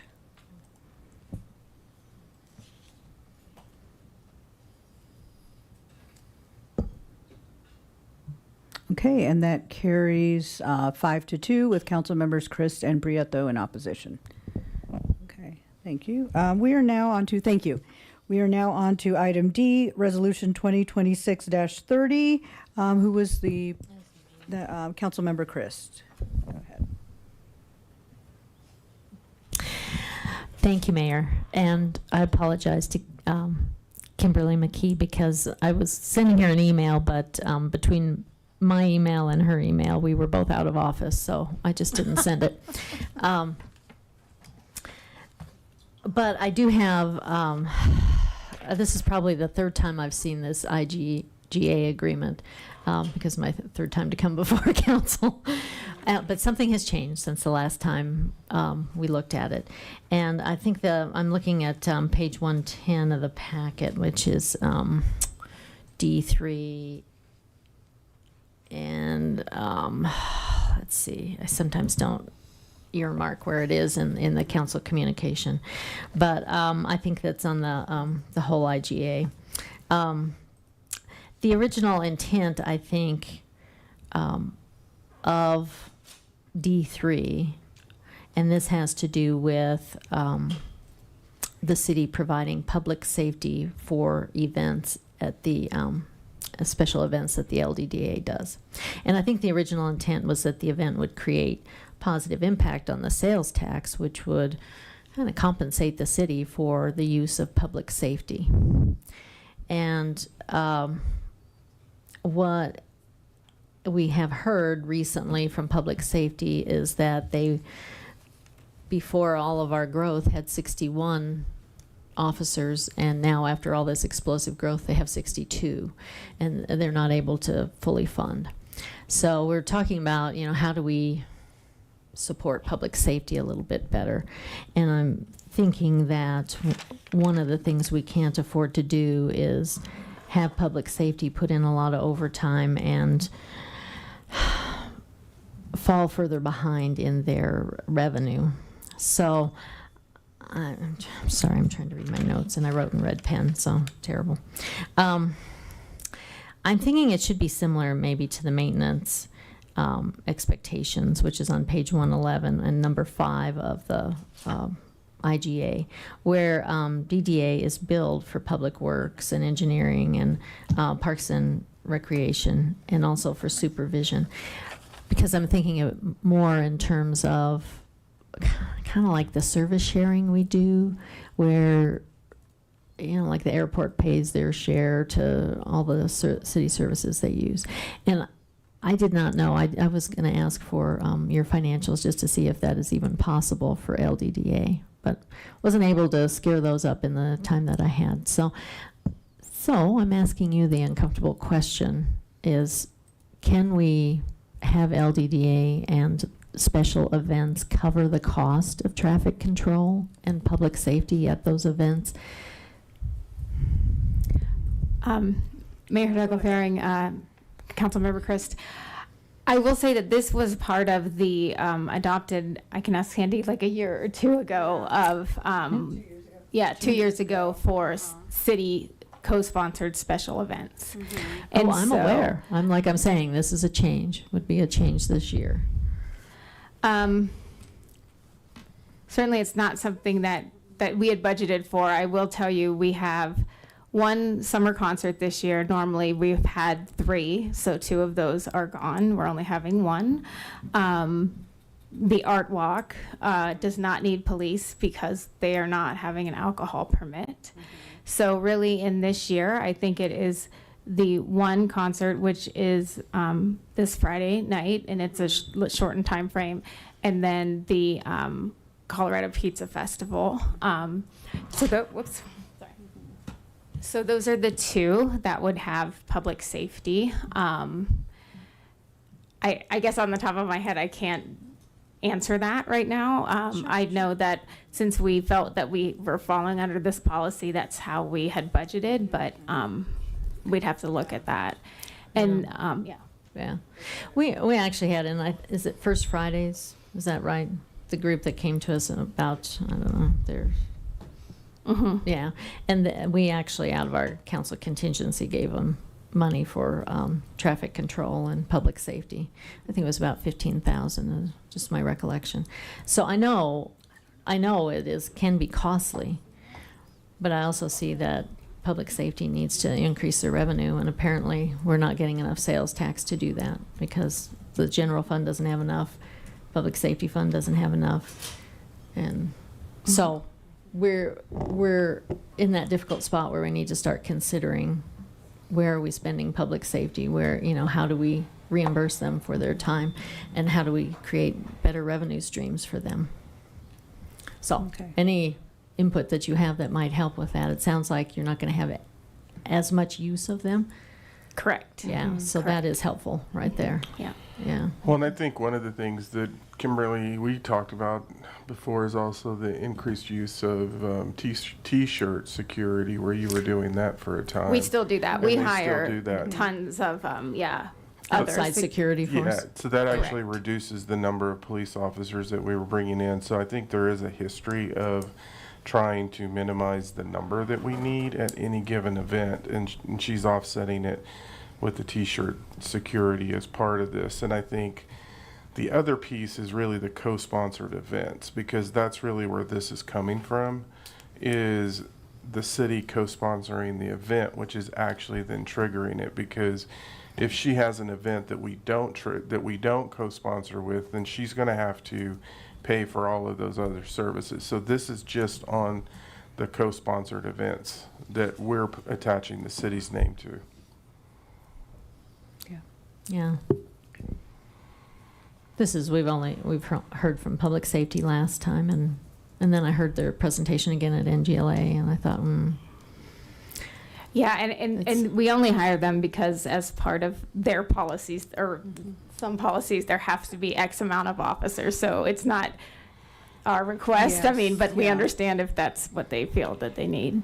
Well, right, and I think, I forgot about that. We also have other policies within the world that we operate in that says certain events of certain sizes have to then have a certain amount of public safety staff. So that's something that's being driven out of their operations, which is why we tried to augment the number and lower it based on the T-shirt security. So it's mixing 2 different components. Okay.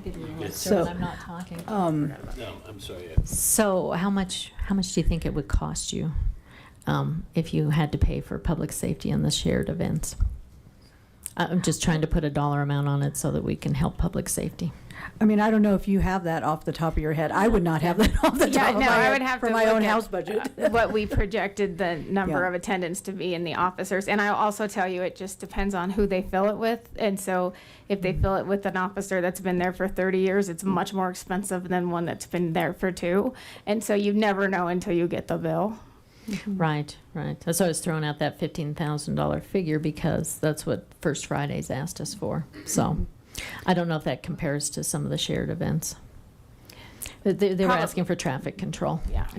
Well, and I don't like to make a change where it's going to have a financial impact on LDDA right now at this moment. So maybe this is something that we look at towards the future. But additionally, last week we did direct staff to come up with ideas and how, and you know, I just had lunch with Stephen Schultz earlier today and looking at what are some creative ways to kind of support public safety and bring down cost, but also, you know, invest more in public safety. So I don't know if this is the avenue I would necessarily want to take. Yeah. But, okay. Yeah. Thank you. But I'd like to bring it up at first reading Yep. rather than later on. Yeah. Thank you. Go ahead. So now, Councilmember Prieto.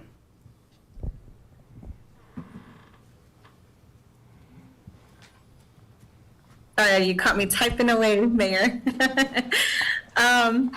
Okay, so Councilmember Diane, I like where you were going previously and talking about our small businesses, and I actually thought a lot about that in this IGA and messaged Kimberly on it as well. And thank you, Kimberly, for answering all my questions so thoroughly.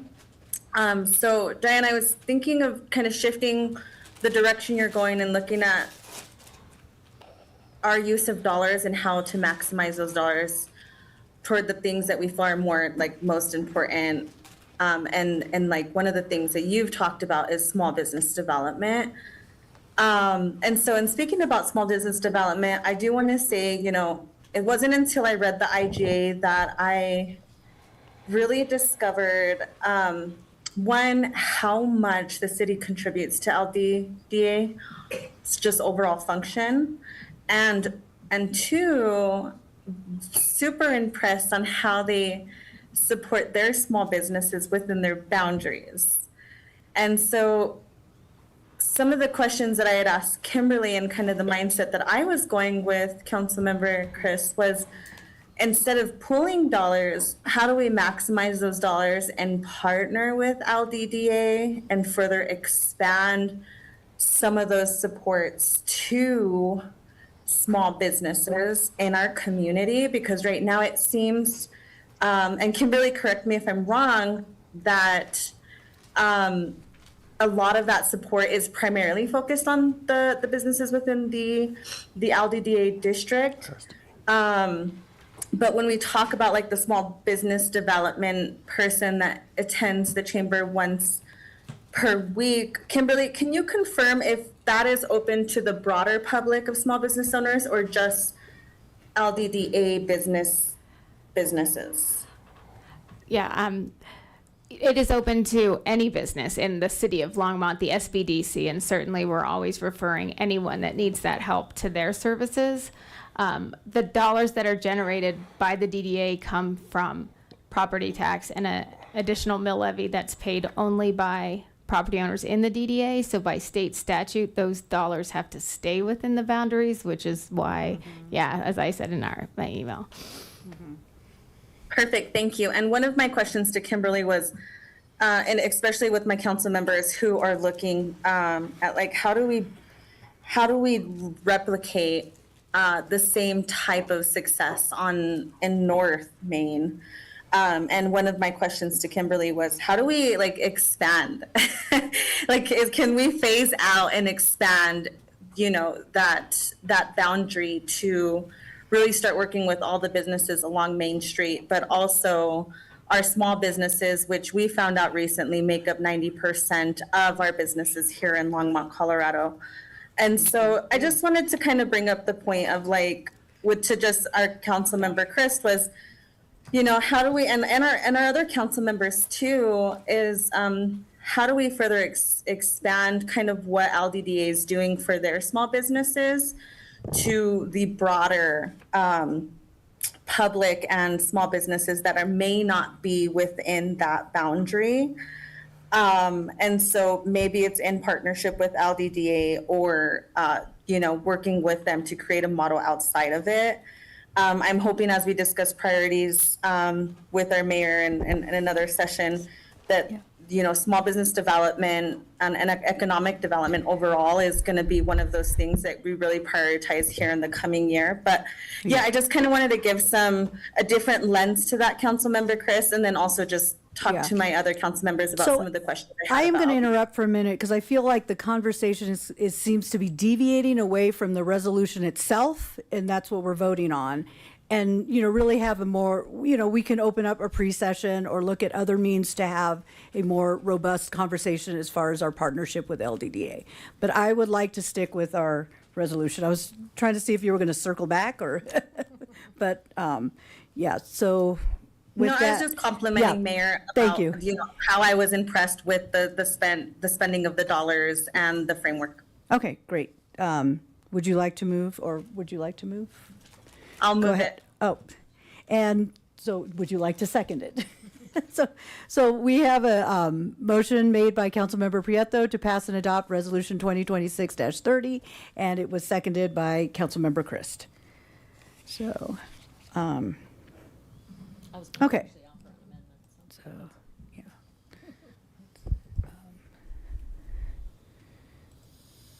Okay. So that carries 6-1 with Councilmember Christ in opposition. The next item that was pulled was item E, approve the community satisfaction survey plan for summer 2026. Councilmember Popkin. Thank you, Mayor. I'll be brief. I just have 3 thematic comments I wanted to offer on this as feedback, and then hopefully we can approve it with kind of that general direction if council largely agrees. When I was reading through kind of the draft plan, the 3 reactions I had. I had some more nuanced feedback, but the 3 kind of categories were: 1, it felt very adult parent oriented, rather than and less balanced towards our younger adults and teenagers. And so I was hoping that we could maybe expand the focus of the survey a little, expand even some of the very questions that are asked right now, and just make sure that we're capturing inputs from different from younger demographics. That was number 1. Secondly, we get a lot of comments and emails about noise from planes, from trains, from automobiles. Steve Martin would be proud. And I think there's no mention of noise as a quality of life input, and I think it would be really valuable for us to understand kind of en masse when we're doing a more robust community survey, like how many people is this really affecting? And to what extent is this an impact, like stretching this into our community? So that was number 2. And number 3, I had a question maybe for staff, but it's on the comments of, there's some questions about housing in there. And I know we're also doing a robust housing survey over the next couple months. In fact, I think it's going to be wrapped up by June. And so I'm wondering if part of the conversation we had at the retreat on how to do an effective community survey was not to make it too long or too onerous or too detailed, because then you don't get people to participate. And I wonder if we need the housing overlaps in the same way, or how worthwhile it would be to ask some of the housing questions in this survey, if we're doing a separate study assessment of our housing needs already. So those are the 3 main comments that I wanted to just share as we kind of refine the community satisfaction survey plan. And it looks like Sandy Cedar is ready to answer. Thank you, Mayor. I was expecting nothing less. Hi, Sandy. Thanks, Mayor. Sandy Cedar, Assistant City Manager. Councilmember Popkin, happy to take that feedback. Ask about noise. We'll make sure that the wording is more neutral, and we'll work with Molly to make sure that we don't have duplication of questions. Thank you. And I don't think it was a neutrality comment on noise. I think it was just, it wasn't mentioned when we had a couple, unless I missed something. But I didn't see it mentioned. Your first comment about, gosh, you can't even, hello there. Oh, on the age. Yes, on the age, Age yes. On the kind of, it was. Wonderful. Looking like it was parent-oriented. So we'll just make sure that the wording is more neutral, number 1. We'll add noise as an indicator of quality of life, number 2. And we'll work with Molly to make sure there's no duplication. Great, thank you. Excellent. I'll drop you an email as well, Sandy. Thanks. Thanks. Councilmember Christ and then Prieto. Thank you, Mayor. So my question has to do with the map. The map does not go far enough north to encompass my neighborhood, and also does not go far enough south. And I just have to tell you that often in my neighborhood, we feel like the city doesn't even know we live there. So not seeing us on the map makes me feel like they really don't know we live there. So I'm just wanting to ask the question, is the map going to include all of our neighborhoods? Yes. Okay. Thank you, Sandy. Perfect. Oh, I love that. That was easy. Councilmember Prieto. Thank you so much, Mayor, and I apologize, I'm talking so much tonight. There's some topics that get me going and some I'm like, This one was something, so there's just some feedback around our survey. Thanks for pulling this one, Councilmember Popkin, because I had kind of similar feedback, specifically around the youth portion. So definitely agree. I think we can be a little bit more inclusive of our younger populations and changing verbiage, but I'd also like to see kind of a section focused on like youth or parents of youth. I think there's questions throughout the survey that target like child care and do you have a child, but I feel like it would be more beneficial to have some of those clumped together to really understand like what are the needs of parents around youth, and then what are the needs of some of our youth. So that was some feedback I wanted to provide. Two, just in looking at some of the data collection methods, I read that we are going to have an intern assisting folks with this survey, and I was just curious if this intern would be also attending some of our community events to collect this data, and if this intern is bilingual. Okay, I think they're deciding who to send down.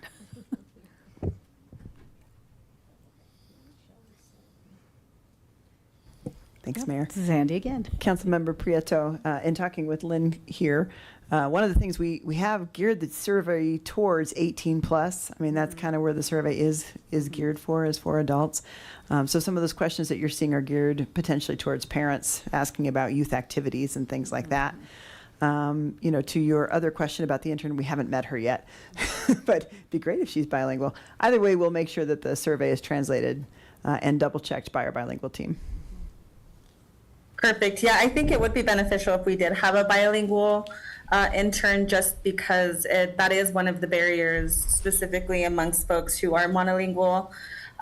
One, use of technology, and two, just, language. And so that was one of the things. And then I did want to point out too, we don't have like an annual youth survey that goes out or biannual that kind of rolls over and is consistent. So something for council to think about is, would we want to include something like that in one of these types of surveys, create its own survey, just specifically geared toward And we can youth? definitely look at that. But again, we're voting on the customer or community satisfaction survey plan. So this particular document, I don't think it's adding on a youth component to this particular survey. That's not what you're asking? And correct? you may remember from your outreach plan Yes. that you will have the opportunity to ask survey questions, Yes. topics that you'd like to see, that we would then survey through your outreach. You may remember the short surveys we're going to do, so we'll make sure that we include youth, but you all will each have your own opportunity to add whatever topics you'd like for those short surveys as well.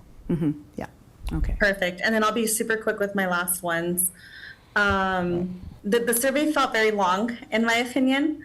I know that we were trying to steer away from it being super long, and it does feel very long. I feel like some of the accessibility questions were repetitive, and so I'm wondering if we can clump some of those together. I'm not sure, maybe not, but I saw like 3 or 4 that kind of asked the same question.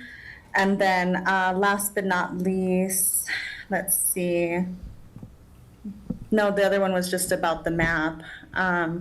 So yeah, that's all my feedback. I'm not sure at this point if you guys are able. Yeah, we have to edit some of that. Harold, okay. We Yeah, go we ahead, have that. Harold. We'll look at it. In some cases in the survey, though, you will see different looks at it, because one of the things that we have seen in some of our results is we'll start seeing different answers that contradict each other. So there's a methodology piece in this as Behind well that. in terms of That's how what you I remember crosstab from the data. last, yeah. And so that's a big piece of this as well. But yeah, we'll look at that duplication, but there is some methodology in Yeah. terms of trying to figure out where they're going. Yeah, and that's what I was going to jump in and say. I don't want to, because looking as they sparsed out and provided the results to these surveys, it made sense. And it gave us more detailed information about our demographics, about the type, the individuals that we are servicing here in Longmont. So I totally don't want to throw the baby out with the bathwater quite yet. And I'm sorry, Mayor, So- I have one more thing. I was just curious. I had mentioned it before when we first started talking about the satisfaction survey. Will anybody come back to council kind of mid-survey to just let us know? Thank you. How things are going, if we're seeing the numbers we're wanting to see versus, compared to previously when the survey came back and there was some, just some comments around like it not hitting a certain demographic, et cetera. Hello, Lynn Yarmy, Manager of Data and Analytics. Yeah, we're happy to bring back a survey update maybe a month into the launch, just to make sure we've got the right demographics that we need, if we need to make any adjustments or essentially report out. We've got high hopes. Okay. Councilmember Kalkofer, go ahead. Thank you, Mayor. I love doing surveys. I did notice that it is a very long survey, so it would be interesting to know midway through, like Councilmember Prieto was saying, if we can get some data. And I don't know if you can see if folks started doing the survey but then gave up on the survey, because I am worried that it is long. So it would be nice if the survey is able to figure out who started but never completed it. So then we can figure out how to make it a little bit more accessible. I love surveys, but I would get survey fatigue doing this survey because it is quite long. Okay, thank you. I would say to council, the original surveys used to be quite a bit longer. And Yeah, so this we're is a lot. trying We've to, every year concised we it a go lot. in through this, is to shrink it down for the very things that people are bringing up. Great, thank you. Okay, thank you, Mayor. I would like to move item E, number 2, conduct the 2026 survey with additional changes as mentioned by council. Okay, I'll second that. So the motion has been made by Councilmember Chris, seconded by myself. Let's go ahead and vote.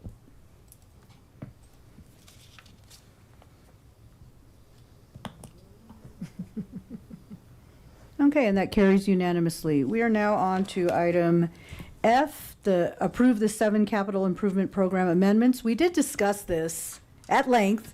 Is there anything else you wanted to ask, or would you like to move this? I was just going to say, having pulled this, I pulled it because it was on topic to the other topic. We discussed everything I wanted to cover there.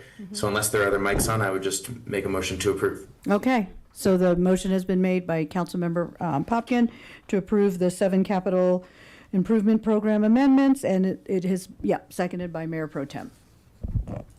Let's go ahead and vote.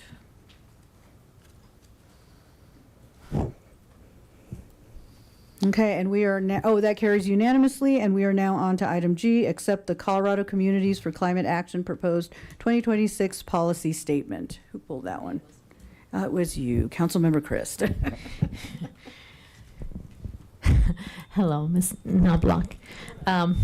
So I intend to make this simple, but the way I feel about this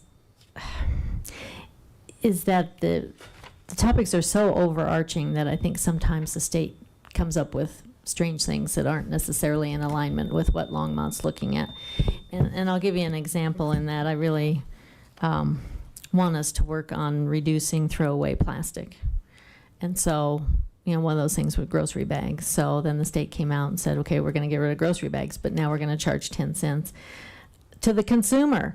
And I'm like, but that wasn't the actual polluter, and from my perspective, in terms of, I think the grocery stores should have had more, what should I say, accountability for that. So I'm just wondering, is there any way we can be more specific And I don't want to be ultra specific, but more targeted, I guess, would be the word, to what we're really interested in working on for the next year. Oh, here, go ahead and turn on your. Okay, here we go. Mayor Hidalgo Faring and Councilmember Chris, Lisa Knobloch, Sustainability Manager and Acting Strategic Integration Officer. Just to clarify, this is the policy statement for Colorado Communities for Climate Action. So it's the statewide lobbying organization to accelerate climate action, of which Longmont is a member. And so the purpose of that group is when state legislation is introduced, that group lobbies on behalf of its members to ensure that our needs and priorities are represented in that specific legislation and in subsequent rulemaking processes as well.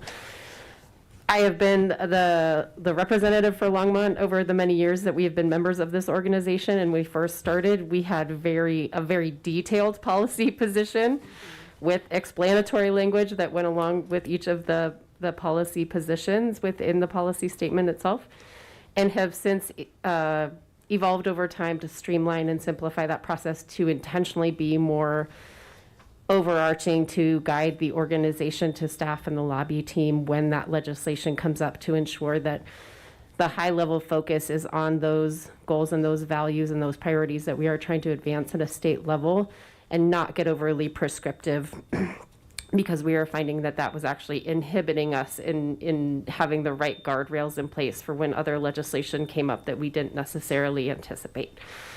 So it has been a long process over time to evolve and simplify and get to this place in particular.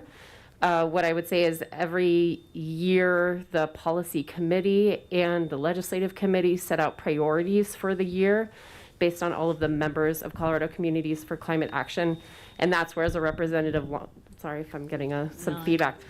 That's where, as a representative of Longmont, I bring forward your priorities and help to push those to the top of the list for CC4CA, so that when legislation comes down at the state level, our priorities for Longmont are pushed forward.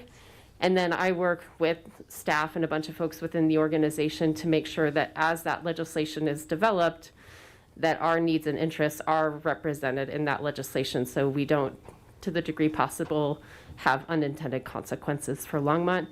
It is a member organization that operates on unanimous consent, so it is representative of almost 50 at this point member jurisdictions across the state. So that is why it is the way that it is currently. Well, I hear your dilemma. Can we believe that you're keeping track of these details for Longmont and taking what they're presenting to you and applying it in a more practical way in your response to what comes down from the state? Councilmember Christ, yes, I believe so, yes, and that's part of what, it is my job to make sure that I'm tracking the priorities that come from City Council and from the community as well, and making sure that that's represented. Okay, well, thank you. And I will move. Well, item hold on, G. we have other people in the queue now. I tried to bring up my Zoom and I couldn't see anybody. Okay. Councilmember Marcy. Thank you, Mayor. No, you're fine, Councilmember Chris. You're all good. Just a quick question related to the. Sorry, I just lost it. The specific change on the language from discouraging to avoiding. The council comment speaks a little bit to the background of that change. Can you just fill me in on why the change was initially wanted, or anything that you can share on that? Yeah, sure. Mayor Hidalgo Faring and Councilmember Marsing. And before I go on, I just want to, Harold reminded me that our priorities are laid out in our sustainability plan and our climate action recommendations report. So some of that specificity that you spoke to is in there as our guiding documents. Yeah, to that piece, the language of the previous policy statement, which was done and approved by City Council in 2013, included the language of discouraging additional fossil fuel generation. The policy committee wanted to change that to be a more stringent language around avoiding additional fossil fuel generation moving forward. So eliminating, things like retiring coal plants and whatnot, and then avoiding additional fossil fuel generation. When I circulated that with our staff in particular, our colleagues at Longmont Power and Communications preferred having the previous language of discouraging largely to be true to what we are currently laid out within the integrated resource planning process of Platte River Power Authority. And at the same time, since I was able to submit the packet to you all, we had a subsequent policy committee meeting, and there were other member jurisdictions that also wanted to maintain the original language of discouraging fossil fuels rather than avoiding future fossil fuels because of the state that we're in right now. So where it is at right now is that discouraging language. The policy statement itself will be finalized at the June annual meeting, which is June 10th through 12th, which I will be at as a representative for Longmont. So if you all want me to take forward different language than that, I am happy to bring it forward at that meeting for further discussion with the full CC4CA board. Again, it operates by unanimous consent. So if there is a member jurisdiction that does not want to change that, then we all stay with the existing language. You mentioned other municipality or other municipalities that wanted they wanted to keep the discouraging language. Was that a large enough number that it would be impossible essentially to make a change for an organization operating under unanimous consent like that? Again, it operates under unanimous consent. Yeah. So yeah, if there's one organization that says they absolutely can't live with that, we definitely are an organization that works by the can you live with this language, not is it the best possible language, do we all love it? It is the culture of that organization, and I think part of the value of that organization. So yes, if one member really feels strongly that language of avoid is not workable for them, then it would be maintained as discourage. Thank you so much. Appreciate it. Great, thank you. Councilmember Popkin.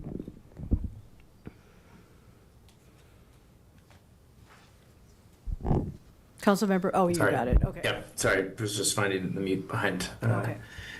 the packet. Lisa, we emailed about this briefly, but I just think given all the other questions that have been asked, I just want to clarify with you. When you're representing, when you're in the room with CC4CA, many of the communities there are served by investor-owned utilities. And we are fortunate in many ways that we are not, and have more direct control over some of the over virtually all of the utilities, with the exception of natural gas for heating that we use. And so I'm curious, how does CC4CA and you and our staff navigate the fact that we run the electric utility in these types of conversations at the policy level when those might be different? Yeah, Mayor Hidalgo-Ferring and Councilmember Popkin, this is a great question that is one of the interesting nuances of Colorado Communities for Climate Action working on a state level when the vast majority of member communities and communities within the state are served by investor-owned utilities. Mm-hmm. As you mentioned, we are incredibly lucky to have our own municipal electric utility among other utilities as well.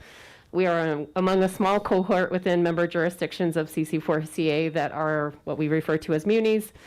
CC4CA is the staff and the lobby team as well are incredibly attuned to the unique needs of municipal utilities.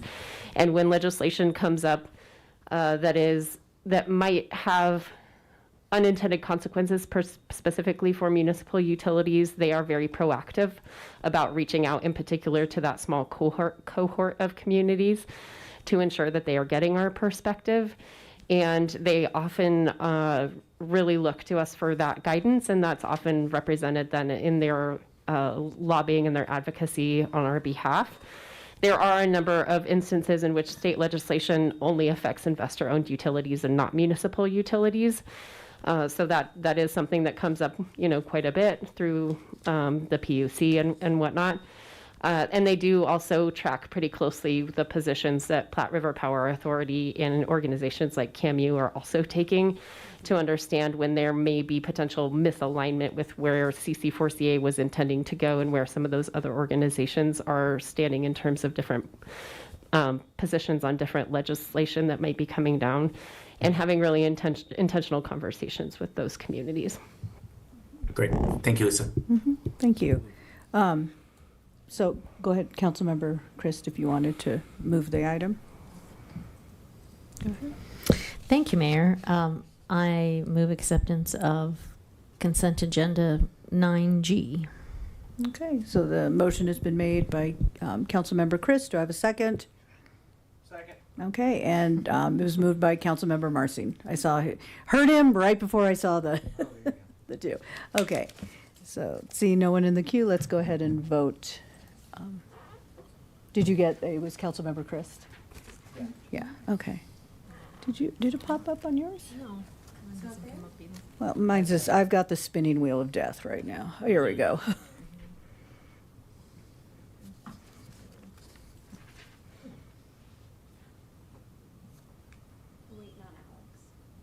Okay, Alex, we're waiting on you. Oh, thumbs up. Okay, I just saw your hand blurred. I'm like, what finger are you giving us? Okay, that carries unanimously. I just saw the blur and I was like, whoa. Okay, so we are now on to general business, recess as Longmont City Council and convene as Board of Directors of the Longmont General Improvement District. Number one, may I have a motion to recess as the Longmont City Council and convene as the Board of Directors for the Longmont General Improvement District, number one. Okay, so the motion has been made by Mayor Pro Tem, seconded by Councilmember Marcin. Let's go ahead and vote.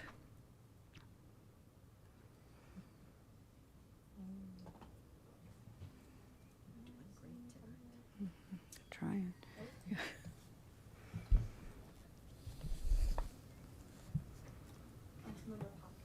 Oh, and he's got a thumbs up. Okay, so that carries unanimously. And so now we'll be looking at Resolution LGID 2020-2601, a resolution for the Board of Directors of the Longmont General Improvement District. Number one, approving an intergovernmental agreement with the Longmont Downtown Development Authority for general administration services. Are there any questions from council? Just the same ones. Okay. Okay. So may I have a motion to pass Resolution LGID 2026-01? So I'll go ahead and move it. Do I have a second? Okay. I'm going to call Councilmember Kalkofer. I haven't seen it. So it's been moved by myself, seconded by Councilmember Kalkofer. Seeing no one in the queue, let's go ahead and vote.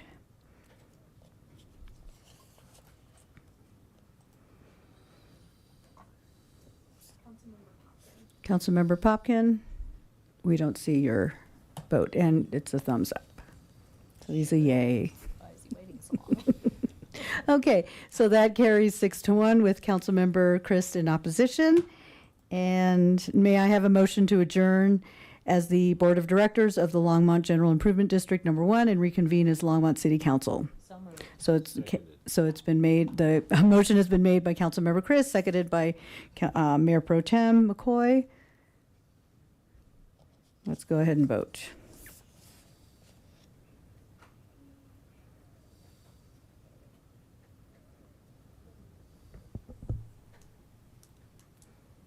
And if you want, we can do a verbal vote. Okay, let's go ahead and do a verbal vote. I see 2 on Zoom. Councilmember, oh, there you go. So all those in favor, aye. Okay, opposed. So that, oh, really, you're opposed? Okay. Okay, well, that carries then 6-1 with Councilmember Marcin in opposition. He wants to stay talking as, GID. Okay, so we are, so thank you very much. We are now at final call, public invited to be heard. Is there anyone in the audience who would wish to speak?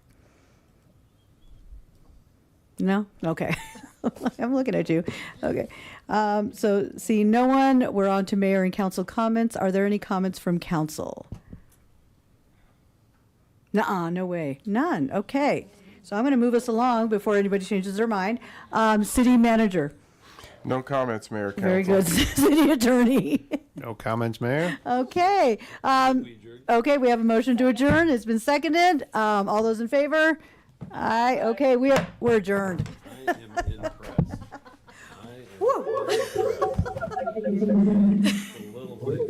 Had you waited another